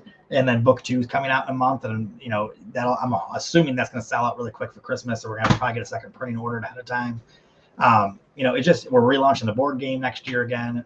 There's just so much going on next year that I feel like is going to not just benefit me, but like I said, rise in the tide so all ships rise. And I'm super honored and lucky that I get to be a part of this whole thing. That the sport welcomed me enough to be so passionate so fast that I could put 125% of all that I have into it so we could try to make something happen and hopefully inspire more people to do it too. Like I want to see more kayak fishing shows. I want to see more people trying to do it better than I have and hopefully easier than I've done it too. Like hopefully I've helped make some stepping stones so people don't have to go through some of the bad stuff I went through. But it'd be cool to see 5 or 6 kayak fishing shows on Discovery Channel because that way there's options and there's variety and there's, a little bit of healthy competition too, which I love. So it motivates people to step it up and evolve and do more. And I see it happening. Like, you know, a good friend of mine, Jameson Redding, I know you guys know him really well too. Jameson's new show is cool as heck, man. And I like, we had a really good talk at iCast and again on the phone not too long ago about like, it's just so cool he's doing that. I was like, dude, you're perfect for it. Like, I love what you're doing. Oh yeah.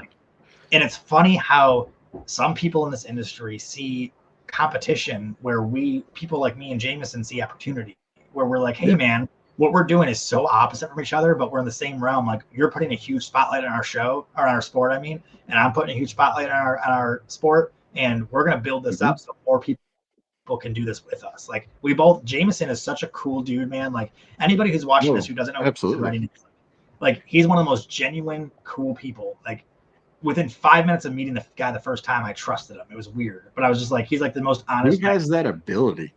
Dude, it's the beard. I swear it's the power of the something. He's got it. He's just got it. I mean, you talk about Jameson. I mean, you can spend 5 minutes with Jameson and feel like you've known him a lifetime. And not only that, but like I said, you'll trust him like you've known him for a lifetime. Like, he's so, like, we've talked business, we've talked personal, and like no one in the industry does that, because a lot of people look at people. I mean, there's a very small group of us that, you know, do what we do in this industry, and it's always like they're afraid to share things like who they work with, or even when they're getting paid. And it's like, it's so weird how open like me and Jameson can be about this stuff, because we're like, what are we worried about? Like, you know, like, how many millions of videos are uploaded every day to social media and YouTube and stuff? Like, we're not competing, buddy. Like, we're trying to grow this together here. And it's cool because we both have the same hopes. Like, I hope somebody does it better than we do. I hope somebody makes something cooler than we do, so we can have something to try to like compete with a little bit more and be like, hey man, like, let's try to one up each other. Like, let's try to like, let's see how much we can grow this stuff, man. Like, how much opportunity can we give people? Because if we can put Pepsi as a big player, or someone like that, where they're like, we're investing $2 million into kayak fishing. Can you imagine what that would do to this small little sport? Like, if someone invested $2 million sponsorship dollars, they could spread that out to every organization that's at a national level, and it would put $100,000 in every pot. It would put trips and vacations and sponsorship dollars, and like it would literally change our entire sport. And there's companies that I'm talking to that are literally at that level where they're like, they're willing to spend $100,000 to $200,000 to $300,000 into this sport if they can find other avenues. And it's like, as we grow and give that opportunity by, you know, developing our brands and growing our podcasts and growing our presence and growing our personalities, like, the more we all build that brand of ourselves and what we're trying to accomplish in our groups, whatever, our tournament trails, we're giving those outlets to these brands. So when they come looking, we have them. You know what I mean? That's why it's important that, you know, Hobie has their series, and you know, the River series and the kayak series, like all these other series come into play for tournaments. It's important that we have as many of those at the highest level we can, because when these brands come in here, we need to have the anglers that are marketable, that are talented. We need to have the tournament trails that are successful and people show up to. We need to have the podcasts that people are listening to and downloading. Like, we all need to build that up so that's ready. The infrastructure is ready, because these companies are coming, and when they come and they see what we can do and how passionate we are about the sport, like, holy crap, the opportunities we could have. You know what I mean? Like, and it could be anybody. It could be like the person I looked up to the most in the sport, who's like my mentor, is Robert Field. And that dude gave me so much great advice, and he also showed me what not to do a lot of times too, which was great. Like, I learned so much from that guy, and he helped me so much. Like, I'll never stop crediting that guy for helping me out. He would spend so much time telling me what I did wrong in videos all the time, which was great. And he's like, hey man, 1 in 100 will actually listen to me and do something good. I hope that's you, because I'm giving you like 10-page reviews on your videos. And, you know, we laugh about that now, because he's like, I never thought you'd actually go that far, you know. But like, we have to build each other up, because we need more Jameson Reddings. We need more Mike McKinstrys and Robert Fields. And, you know, we need more people to be ready, because man, that growth is going to be so cool if we can do it right. Absolutely. That was all because we have to a lot, and it's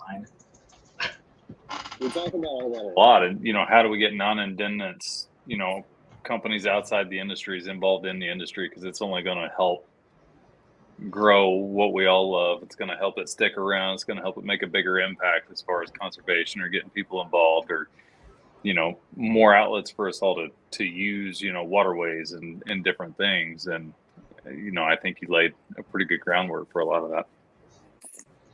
Well, I only have this opportunity because other people have too. You know what I mean? Like nobody could ever, like if you wanted to start your own kayak fishing show, you couldn't follow my footsteps. You could walk the same path that I walked, but you would have to make your own footsteps because everyone has their own thing, their own way to do it. And, you know, so it's like someone else cut down some trees for me so I could at least make a path.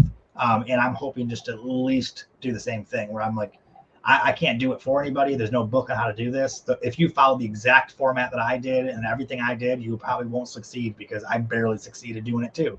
And it took a very specific thing. You know what I mean? Like your own personality might be able to do it better than me. So don't follow my path. Like find a better one, you know? But I feel like the people who did it before me and that still do it today and the up and coming ones are all making paths for me. You know, everybody in the world knows something you don't know. And it's important to try to learn what that is because, you know, copying somebody, doing the exact same thing as someone else is theft. It's stealing someone else's idea.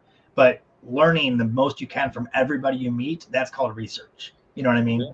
So I think it's important that everyone takes a little bit away from everybody, whether it's good or bad, like learn what to do, learn what not to do. Just like I mentioned how like getting in a fight, like you learn, oh, I got punched when I did that. Don't do that. Or, hey, when I did that, I dodged it and I took this guy down. Like do that. You know, like you learn a lot by the successes and the failures of others.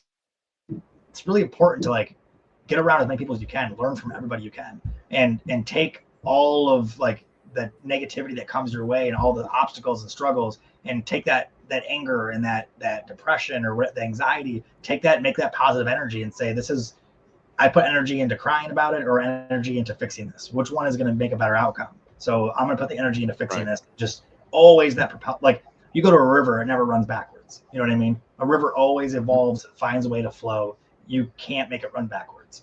And that's really important that people remember that when they're chasing anything they're passionate about is that you got to be a river. You got to be like water. You got to flow. You have to evolve. You have to find a way. If you put a rock in a river, does it stop the river? No, it finds a way around it as fast as possible. It keeps them moving. So I'll preach that till my face is blue because it's so important that people realize that no matter how dark it gets, like, there's light being shined somewhere. You just got to find a way around it to find a light. You know, it's so important. Yeah, that's spot on, man. I didn't mean to get preachy. I'm sorry. Like no. You got to understand too, like I'm so passionate about what I do. I do this 18 hours a day some days. Like I don't sleep often. I work all night when everything gets quiet.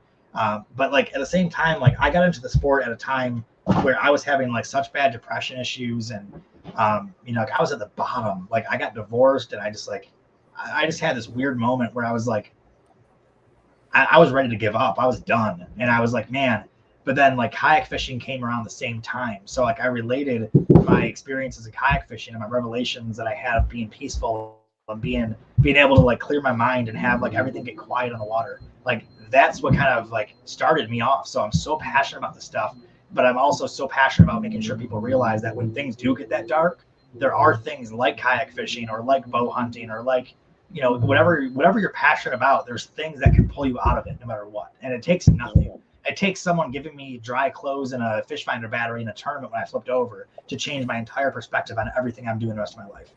So it's like, you never know when that little small pebble in the water makes the biggest ripple in the world to somebody. So it's so important that you hold on until that light comes. Doesn't matter how bad it gets, how tough it gets, how many views you have, or how many milestones you don't hit. It's important to find that energy just to keep on moving forward and be like water, you know, get around that rock. That's a Bruce Lee quote, by the way, to be like water. I love that quote so much. I have a wave tattoo on my wrist right here with an arrow going forward because of that saying, actually, to be like water and always move forward. That's awesome. Jesse says your passion is contagious, sir. You know what's funny is I get people always tell me they're like, were you a preacher in a past life? I'm like, no, I don't preach like that. Like, I'm just so passionate about like imagine like a lot of people have been through this. Everyone's got struggles, you know what I mean? Like everybody has a battle every single day. Like I don't drink, and well, I mean, once every like 3 or 4 months I'll have a drink, I guess. But like I haven't been drunk in 30 or 20 years. Or how old am I? 19 years. Like I'm very weird about alcohol, so I like being in control of my mental state the best I can is why. But when I got divorced, I spent a week drinking a bottle a day. Like I was done. Like I was at such a low point of my life. I shouldn't say I've been drunk in 19 years because I guess that counts. But my was just, like I wrote that off as it wasn't me and it didn't happen kind of thing. But like I literally was so close to giving up where it was like I tried giving up. Like I can't believe who I was in that time of my life. And the only thing, like literally the only thing, it wasn't friends, it wasn't family, it was my dog, and it was kayak fishing. And it wasn't catching fish. It was literally, like I said before, I can't tell you one fish that I caught in those moments in my life, but I can tell you what lake I went to that day. I can tell you what phone conversation I had while I was on the water. I can tell you like what it felt like, what it smelled like. Like I can remember being on the water during those moments in my life, but that's it. And that's how I knew that that was so important. And, you know, I used to do Heroes on the Water stuff. I used to take a lot of disabled people and people with PTSD on the water. I do a lot of veterans episodes. And it's funny seeing like someone who's so like on land, they're so like, you know, there's so much going on and they're so chaotic. And there's all this like 25 million directions coming at you and your anxiety and depression and stress and your marriage and all these things. But when you get in that kayak and you get on that water and you're just like, you hear the water hitting the kayak, you see wildlife being not disturbed. You're in a river where there's like beaver dams that have been untouched. Like it's just like everything just goes, you know what I mean? And it's just like this most amazing, like, and you don't have to like fishing. You don't have to like kayak fishing, but like people who I've had on my show who don't like kayak fishing, like they'll be honest with me and tell me, but they came out and they're like, man, I want one of these kayaks. Like, I don't want to fish. Yeah. Like, I don't really care about like going often, but like, this is amazing. Like, this is so peaceful. And it's like, that's what I try to tell people. So when people are like, your passion is contagious, I'm like, jump in a kayak and tell me it's not. You know, jump in, like, find your most depressed day. And then you go out that day. I don't care if it's raining. I don't care what it is. You get outside, you get in a kayak and you drift. And you tell me that you didn't just find the most relaxing thing you've ever done in your life. Like, you tell me that your mind isn't completely changed. You know what I mean? Even being a total fish head, man, and like, you know, just pushing it all the time. I mean, there's still days when, you know, the day's kind of nearing its end, or there's just a spot in the day where it's just like this chill moment where it's like, this is pretty awesome. Yeah, I mean, you just relax for just a minute. I hate being cliche, but I always tell people it's not about the fish that you put back. It's about the memories that you keep with you. And I also always say that it's not called fishing. It's not called catching. It's called fishing. And I always say that, and people always like, like cheesy one-liner. I'm like, no, but like as cheesy as that is, like it's so true. Like this worm company I was talking to today, me and the owner were having this conversation about worms, I guess. I know it was weird. Like, and we were talking about like it's not about worms. It's about like the worms allow you to have memories with your grandpa or with your dad. You know, just like the weirdest like thing that people don't think about. And it's like, I feel like it's what fishing is in general, or hunting even. Like, I never hunted deer in my life, but I went hunting with my dad all the time when I was a kid. I just never hunted myself. And those are some of the best memories I have with my dad, because we didn't do a lot together. That wasn't like him going to my hockey games or like me watching him play baseball. Like, it wasn't like we didn't have things together. But I'm like, sitting in the deer blind with him for 5 hours and never seen a deer was awesome. Like, you know what I mean? Like, you never realize what those memories can mean or what they can do until way later on in life. So why not make them? You know, like it doesn't matter if I caught a fish with my dad or not. The fact that we went fishing together one time as an adult was so meaningful to me. It was just a bonus that he caught a big bass that day. It was just like, I could have never caught a fish for the rest of the month and I'd have been fine as long as I saw my dad catch that big fish. But the fact that I got to share that with him alone was cool. So it's just one of those things that it's got to get out there and do it, man. And it just changes your perspective on life. And it sounds so cliche to say that, like, to be so dramatic, I guess, about it, saying that fishing could change your life. But just getting out in nature, we just don't do that as a society anymore. Like, we're all glued on our phones on TikTok and Instagram, and I'm guilty of it. I'm on my phone 8 hours a day. I get it. But, like, you know, getting outside and just hearing the wind, you know, hearing the water slap a kayak, reaching next to you 3 inches below you and feeling water run through your fingers. Like, it's just like the weirdest thing when it does to your brain, especially as an adult. Like, you just look back and go, man, all those things that were so big weren't big. Like, all those things that were so scary weren't scary. Like, this is like, you know, I'm breathing right now. Like, some people are at their work, at their jobs, hating life right now, like regretting ever taking that job. They can't wait till the clock strikes 5 to go home. I'm drifting on a lake right now at 3 o'clock in the afternoon on a weekday. You know what I mean? Like, how could I ever be stressed? Like, how big are my problems really? Like, somebody didn't wake up this morning that expected to wake up, and I'm floating on a river. You know what I mean? Like, so like people, like when you put things in perspective, man, like there's things that you can do. You can stand outside and just listen to the wind sometimes and just feel at peace and be like, all right, I feel better. Now back to work, you know? So I can do this. I apologize. I overtalk. No, you're good. It's so I was just important. gonna add to it. I mean, the morning after we set camp on day 3 of our elk hunt, we were sitting on the side of a mountain stream, filtering water at almost 12,000 feet. And one of my hunting partners, he said, "Dude, this water tastes incredible." I said, "Think about how many people in their lifetime will never taste that water that you're drinking right now, or fresh water at all, or never see." You know what I mean? Like, there's again, I hate to sound so cliche, but like, there's people who aren't eating right now, and we're sitting here on a podcast. You know what I mean? Like, we're sitting in at least in my area, air conditioned home because it's 85 degrees out today, and there's people who don't have air conditioning.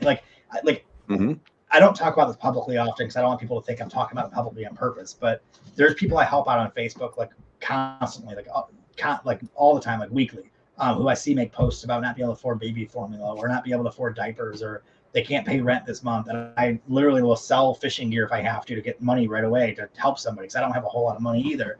And I'll do whatever I can. Like I'll use my credit cards and rack up debt to help other people. And I just want to do whatever I can to get them out of it because I realize that like I'm not rich by any means. I don't have a pile of money somewhere, but I'm pretty blessed. Like I get to do what I love for a living, and I have a house and I have a car, and I have a family that is there for me if I needed them. Like a lot of people don't have any of those things that would do anything in the world for a pair of shoes. I took a guy out to buy a pair of shoes like 2 weeks ago. He picked out a $15 pair of shoes. I was like, dude, what are you doing? Like, I'll buy you some boots. Like, get some, like, this is ridiculous. So he buys, no matter what I said, he buys 2 pairs of the $20 shoes. That was his compromise. I was like, oh my gosh, man. I feel so dumb saying this, but like, I wouldn't wear $20 shoes because I know they would last me a month. Like, I wouldn't do that. Right. You know what I mean? Like, I'm wearing collector edition Nike Air Maxes. You know what I mean? Like, I feel like such a jerk. Like, why should I be so lucky? So it's like people don't get to taste water like that clear. People don't get to drink water at all sometimes. People don't get to see the nature, or you got to hunt elk. Like, how cool is that? Like, I've never even seen an elk in real life. Like, how cool is that? Like, oh yeah, I would love to see an elk. They look scary as heck. Moose look scary. Moose scare the crap out of me. Like, I played hockey in Canada. People used to always tell me like of moose run-ins where they like run faster than your car and they chase you. And if you get hit by one, you're dead. Like they're just completely like they're so big. And I never got. Have you seen moose? Have you ever hunted moose? I haven't yet, but it's on the list. No. Dude, can you imagine? Like those things are scary. Like elk are pretty scary, aren't they? Like, do elk come at you? No. I mean, unless you're one of the goons in Yellowstone that try and walk up to a rutting bull or something like that, like treat them like wild animal. Yeah, give them the respect they deserve. I know a buddy of mine just killed a giant moose in Alaska a couple weeks ago. They're just unreal huge. I think 453 pounds of meat or something like that. Oh my gosh! Like, how do you can't field dress a moose, right? I mean, like, no. I mean, you do what's called the gutless method. So basically, work from the outside in, and okay. Take all the meat that way, and 450 pounds of meat. Well, I mean, a quarter at a time. You put it in your backpack and carry it out. Mm-hmm. Can you imagine your pickup point? Like the visual of being on the side of a mountain with fresh running like glacier water, like this beautiful thing. You shoot like a beautiful elk or a moose or something like gorgeous animal that's 400 or 500 pounds, and then you're like, all right, well now I got to figure out how to get this thing back to camp or back to base. It's like 15 trips of just like heavy smelly meat. You know what I mean? Yep. It smells great. But yeah, I mean, the worst part is it's usually at 2 or 3 in the morning, and you're usually hiking through blowdowns in the dark. And that's what we like to call type 2 fun. Oh yeah, bears too. I didn't even think about that part. Like, there's other wildlife that could kill you. Black bears aren't no big deal. You know what's funny? Mine would be way more modest. It was just the other night, we got done wrapping up at the lake, and we'd been doing some camera stuff, and it was like you're driving home and the bean fields out here and the sun's just setting. It's like, how freaking cool is it that we get to do this? How freaking cool is it?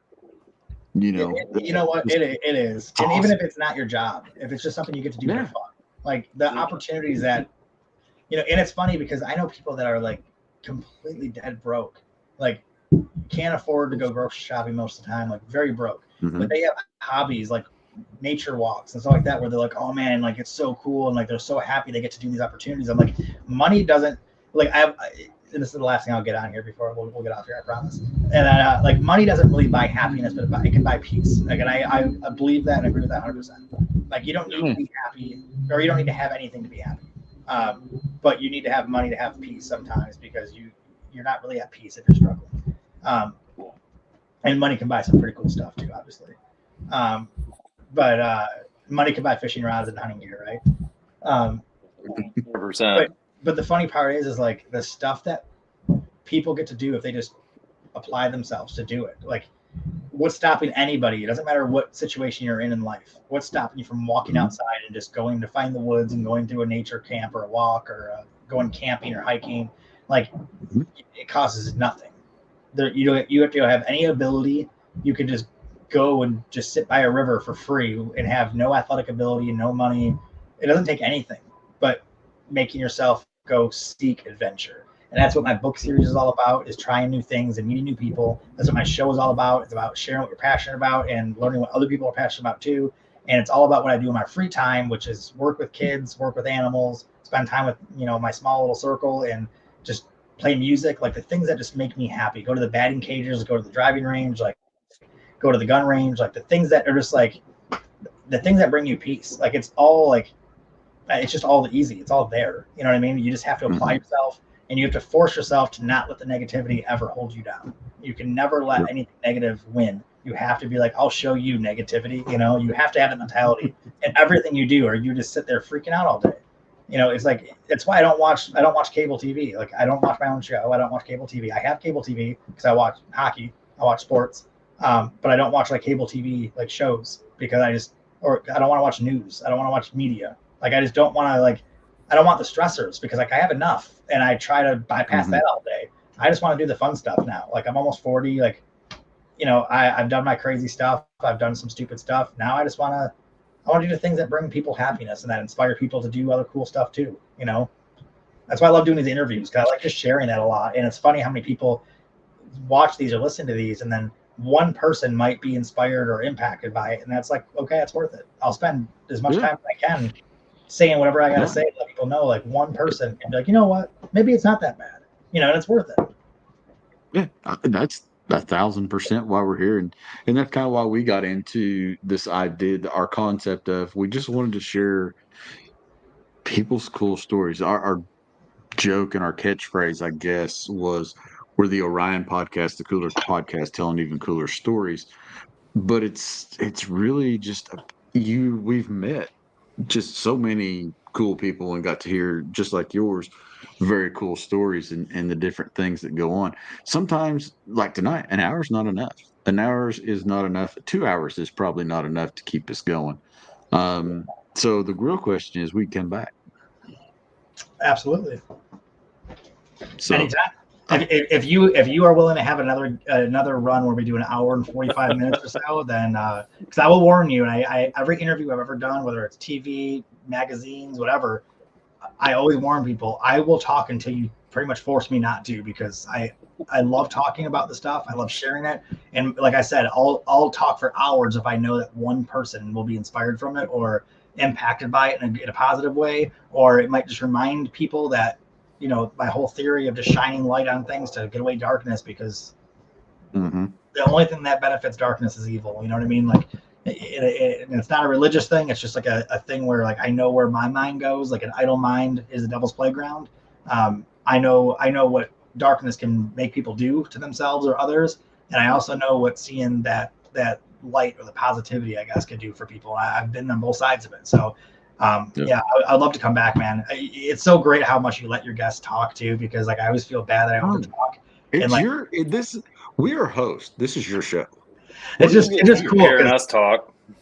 Yeah, but at the same time, it's funny because like we could go another hour and a half, because like I want to hear your guys' stories too. Like I want to like you guys, like next time I come back, let's split 50-50 on this, because I really want to hear, like, individually, like I would love to hear what made you guys passionate about everything that you do too, because that's what drives me to do my show. Is like I get like we're doing a haunted house episode, I spent 3.5 hours talking to the haunted house guy about how he got started and why he's so passionate and like all the other hobbies he has. Like, it was just cool to me. Like, I really feed off people like that. So like, I'd love to hear you guys' stories on it for sure. It's funny you mentioned the haunted house guy, because anytime we drive anywhere we're going and we see a random house that is like overly decorated with Halloween decorations and like giant skeletons, and I'm always like, what put them on the path to decorate their house more intensely for Halloween than most people do for Christmas? You just wonder what makes those folks tick. I've had a Facebook marketplace buy that my wife will have to tell you about sometime, Zach. Like, she had a ghost. I'm sure I'll hear about it next weekend. Yeah, it was the whole inside of the house was decorated for Halloween 24/7. Oh, yeah. I've seen Halloween themed weddings, and that's like that. I'm always like, like looking back at your pictures 30 or 40 years later, like, is that like, I feel like if they're that committed to Halloween, though, like, it's probably a lifelong journey. So you'd think, but at the same time, like, I was obsessed with Marilyn Manson and Korn when I was like, 14. Like, thank God. Like, I wore Janko jeans when I was in middle school, and I'm not proud of it. I had acid washed purple jeans, cross color shirts, like, Mike, looking back at the I had steps. My new spirit animal. I had steps cut in my hair because Vanilla Ice did, so I did too. Yeah. Welcome to the 90s. I went to the New Kids on the Block concert. Just saying. I didn't go there. My wife did. Seth Inslow, Bars on a dirt bike too. Vanilla Ice. We're like brothers from a faraway world. Yeah. I'm a 90s kid, and like, I've been like, I'm the weirdest dude. Like, I used to read Goosebumps books cover to cover all night when I was a kid. Like, I wouldn't go to sleep. I would just read those cover to cover every night. And like, I was always just like, I don't know. I've always been into like, I can recite almost every comedy movie like by heart too. Like, I'm always been into like, I like learning stories about people. So I like movies a whole lot. I read a lot of books. Mm-hmm. Like, I have a room full of books here from the 1800s to the 1900s, a whole World War II collection of books. I've read almost everything in this room. Like, I love like hearing stories about stuff like that. And I have a lot of business books from like the 20s, because hearing how people conducted business in like the 1920s just fascinates me for some reason. Like the jargon they used even, and like the way that you were just like, here's how you treat people. Like, here's the proper way to treat people. Like, it's a whole section in this book. It's actually a book right there. It's called 20 Years of Hustling. But like, there's like some of the coolest stuff you can learn about stuff like that. So like, yeah, I nerd out over that kind of stuff. But yeah, I've always been weird about 90s. 90s were like, I overdid the 90s. Like, overdid it. Like, I have a picture of me wearing purple jeans and a backwards t-shirt. I had red jeans because that was the thing for a hot minute. And my Red? wife will not let that go, man. Like, what year are we talking though? Like, gosh, it would have been 93, 4. How old are you? I'm 43. Okay, just so turned 43. Okay, so you're 3 years old. So we're the same generation. You're 3 years old. Yeah. So yeah, So that's probably understandable. Yeah, you're probably talking 92 to 94. Somewhere in there was like the colored jeans phase, maybe 90. Yeah, I don't know if this rings a bell, but I had Jabot jeans because I felt like it made me somebody. So I had Jabot purple stonewashed jeans, but they were elastic cuffs on the bottom because that was the way you did it. Yeah, 90s, yeah. Okay. You know what's funny too is like a lot of these kids nowadays are bringing the 90s back, but they look like homeless people from the 90s instead. But I always laugh about it. I'm like, you're wearing that thinking like that was cool in the 90s. It wasn't cool in the 90s. But the stuff that we wore that was cool in the 90s wasn't cool either. Like, it looks terrible. Like, it's hilarious. Like, 90s is one of those, it's like the 70s. Like, it's one of those styles where like I look back and I lived it and I'm like, man, that is embarrassing. Like, I don't care how old you were. You looked like you were like 35 on your third divorce in the 90s. Like, it was like the big puffy jackets, the perms, the big rimmed glasses, starter coats, the big starter jackets, the big puffy ones. Yeah. Like, you looked like you were so old. Like, the women like had big hair and hoop earrings and overdone makeup, like glamour shots and like big waterfall like brows. Like, it was just like everyone looked old. Like, it was like Samuel L. Jackson syndrome, where no matter what age they were, you just looked old. And it's like, it just cracks me up. Like mustaches, like all the parents looked like creepy real estate agents. Like, they all had mustaches. Like, it was such a weird era to like bring back thinking it was cool. Cause I'm like, it's not. Like, it wasn't that It may have been Zach that sent this to me the other day. It was a comedian that was talking about the 90s. And it was all the kids that are today wearing Champion stuff because it's cool. It wasn't cool. It wasn't cool. It And meant we Ian didn't have goes on, enough he's money like- to buy the good stuff. At the Yeah, Yeah. Champion was like, that's why I said it looked like homeless people from the 90s. Like, it's the weirdest thing. Yeah. Like, they're wearing like the white, like New Balances, like it was cool. I'm like, those weren't, I promise you, like, No. anyone who's from Right. the 90s know that the white shoes that were cool were K-Swisses, and those aren't what's cool now. Like, the only white shoe that was popular before Air Force Ones and everything was the K-Swiss shoes, and that was like, you were that certain kind of kid. Like, you wore Jordans, you had like a chin strap beard, you wore a visor with frosted tips most of the time. Still You do. didn't really overdo it. You drove a Grand Am or a Beretta. Like, you know what I mean? Like, there was such a stereotype for that type of person, and no one Yeah. brought that back. You know what I mean? Yeah. And gosh, Champion. That was the funny thing. Yeah. I have to tell my daughter that Champion was not cool. It was How like old's your if you daughter? got the she is 23 now.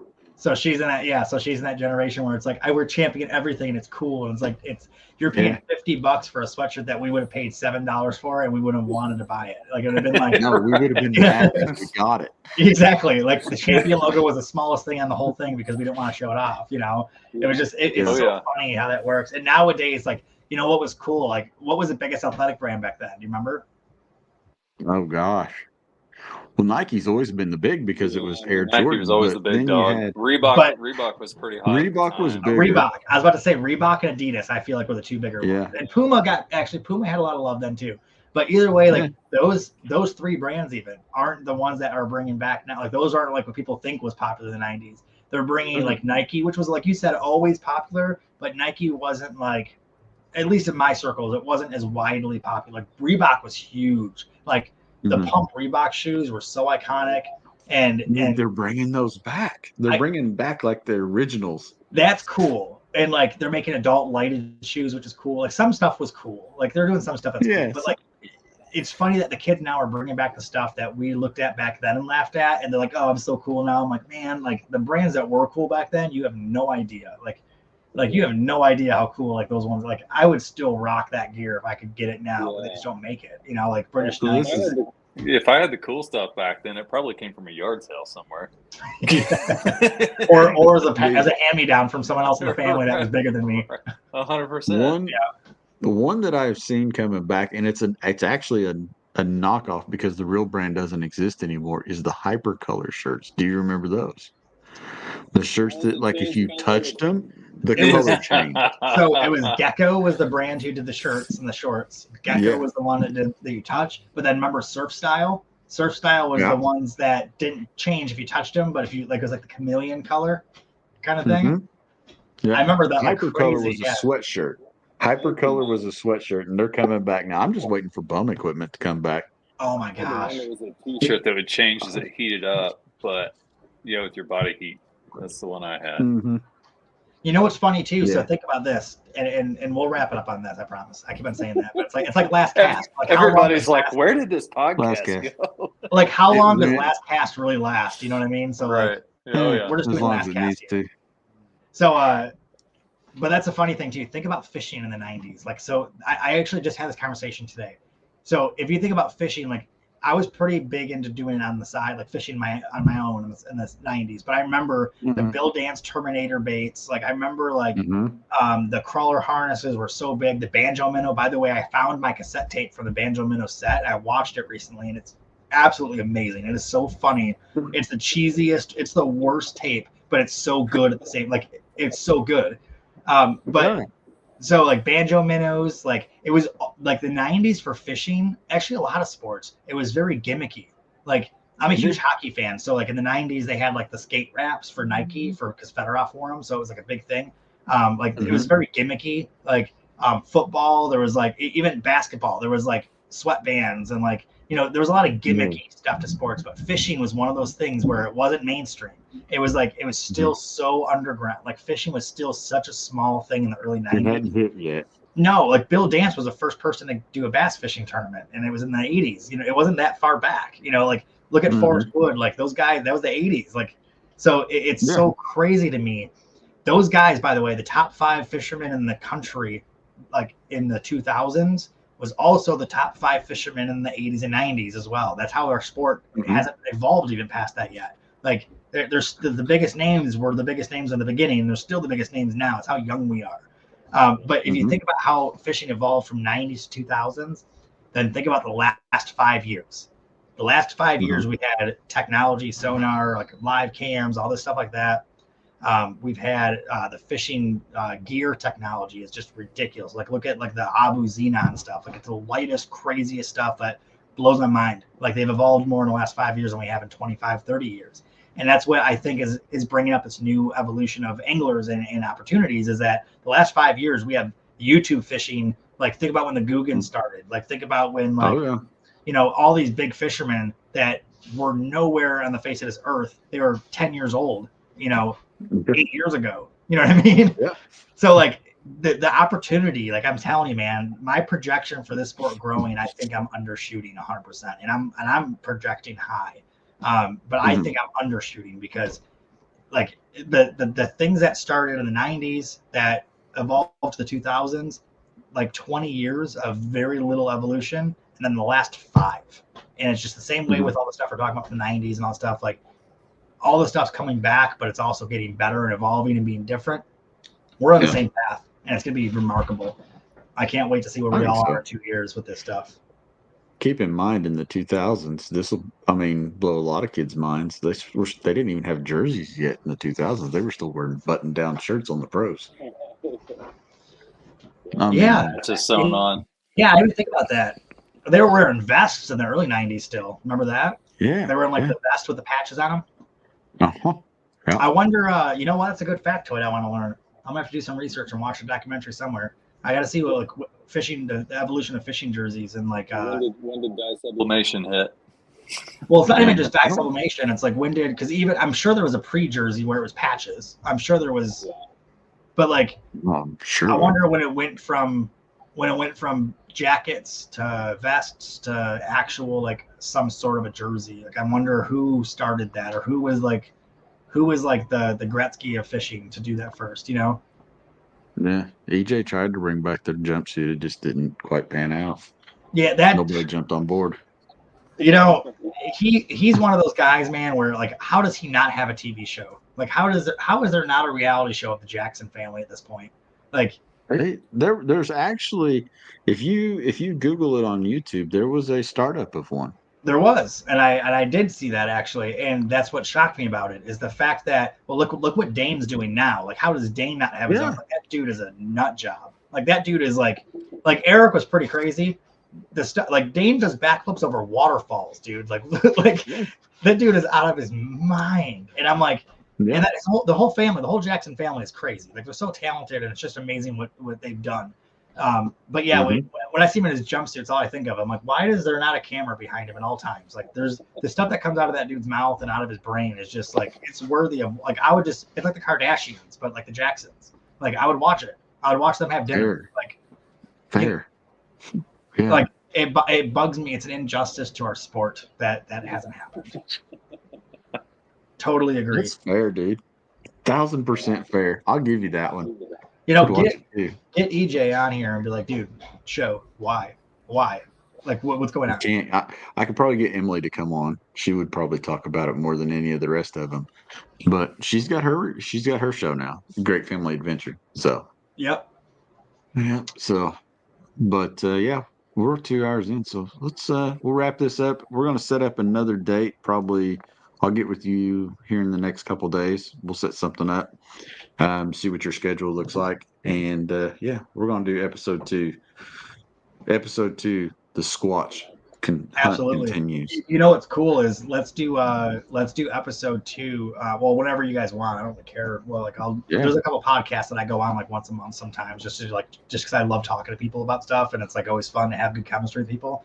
But on the next one, let's do a thing where we do like I want to have some people chime in. And I want to see if we can get some people to tell us how they started doing something they're passionate about. I want to hear your guys' stories. Yeah. I want to hear some cool stuff about like is there like a off limits category? Like can we talk about like hunting, fishing, like firearms, whatever? No, this is wide open. It's Orion. That's kind of why we put this podcast and we dubbed it the Orion Podcast over being a Jackson Kayak Podcast. Well, number one, so we could talk to people like yourself, and it's an outdoor industry as a whole. We're all out there under the stars, so that's kind of our feel for the Orion podcast. We've had everything from, gosh, we've talked to Olympic athletes, we've talked to truck building people. Yeti and Yolo were on here. I mean, we've talked to everybody.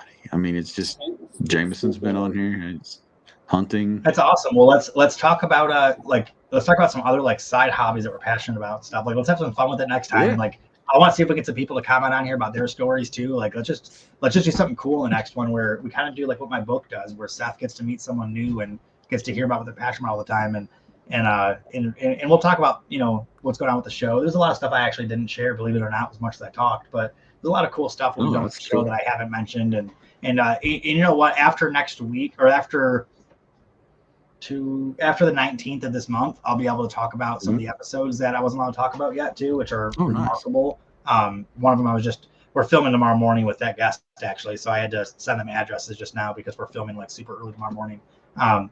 But I can't talk about that until we're done filming. They won't, like, we have a weird confidentiality thing where we can't say anything until everything's wrapped up. Completely understand. Not all the episodes, just this one. So like I can tell you guys that we filmed monster trucks, that we're filming a haunted house in 2 weeks, that we're filming I'm excited about everything we're filming, but this one specifically is very rare people get to do what I get to do in this one, and like very rare. Like, it's the list of people who have been able to do this are very big celebrities, some politicians, but that's about it. Like, it's a cool thing that I didn't know. I'm blown away that I get to do this. We took like 75 pictures when we scoped out the location, and then we were told afterwards that we're not allowed to share any of it yet, and it's burning me that I can't, like, it's killing me that I couldn't post while I was there. It's going, look at what I'm doing. Like, I can't believe this. And I've told people, like, I can tell you guys after this, but I can't say it publicly, but it is like one of the coolest, like, something that people don't get to do in a lifetime that I get to do. It's just incredible. So we'll do that next time. We'll be able to talk about it. Yeah. Well, tell the people where to find you. Tell the people how to follow you on the socials, and where they can stream your show and all that stuff. Yep. So the easiest location is BassquatchHunter.com. It's got everything. It's got our merch. You can buy the books on there. You can kind of see everything. There's little tabs on top where you can kind of navigate everything we do at BassquatchHunter.com. Now we're having some. We have a 30-day thing right now. We're with YouTube where we have a lot of our episodes on private right now. So if you go on our website, you go to see old episodes.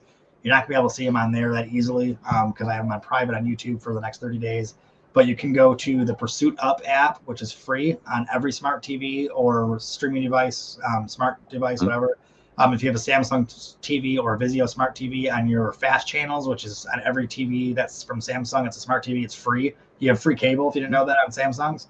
It's called Samsung TV Plus. Pursuit Channel is free on there, so you can watch all of our episodes on there. Discovery Go is also a free app for Discovery. You can see our whole last episode or last season at least on there. So you can watch it there. Normally YouTube, but right now all of our episodes are on private. But you can see all of our other how-to tips and vlogs and behind-the-scenes stuff on there. Instagram, TikTok, everywhere. It's all under the Bassquatch Hunter, and you can see everything there. And we start airing next year. I just signed the agreement. We start airing in April on Pursuit Channel, and we start airing in June, I believe, on Discovery. And then we wrap up in September and October on both of those respectively. So a lot of stuff to air. Then Discovery Plus, we don't know when it starts yet, but it will be on it next year. And there you guys have Follow me on Facebook, like personally, like Mike Facebook. On Facebook. That's like my number one. That's where I post everything. If you guys are looking for the link for the book, I dropped some comments in the chat for you guys. So go in there, pick you up Seth Squatch. I've already bought it. I already bought it off Amazon while we were sitting here talking. Oh, I should have told you not to do that. Don't buy it on Amazon, everybody. Don't buy it on Amazon. Buy it from the link in the bio. Amazon charges $6 for me to sell a book on there. So every book I sell on Amazon, I lose $2.50. And I haven't been able to fix that yet. Because a couple bucks. It's not a big deal. Whenever someone orders on Amazon, they change their fee structure is what killed me on it. Yeah. And I've been on the phone with them multiple times trying to fix it and trying to raise my shipping and handling to counteract the new fees. And they keep on automatically going back down to like some very low shipping price that's like less than it even cost me to ship it. So Amazon is tough right now. They're very difficult So don't buy it on Amazon. Buy it on the links that I dropped. Don't do so what I it's did. Seth, Even though I got Seth the book coming. Squatch. But yeah, either way, you got a book coming, and you're welcome for that. I got a book coming. So the website's right there too, on the bottom. So SethSquatch.com. Yep. All right, man. Well, we appreciate you being here. We're going to sign out for the night. So thank you all for watching. Hope you enjoyed the 2 hours. We'll get this thing uploaded tomorrow so you guys can stream it live or after the fact. Yeah. So it won't be live. Good night. Thank you, guys. Thanks for having me on, guys. We'll be in the airwaves. Thanks for being here, man. Everybody needs a button. What kind of button? It makes it great.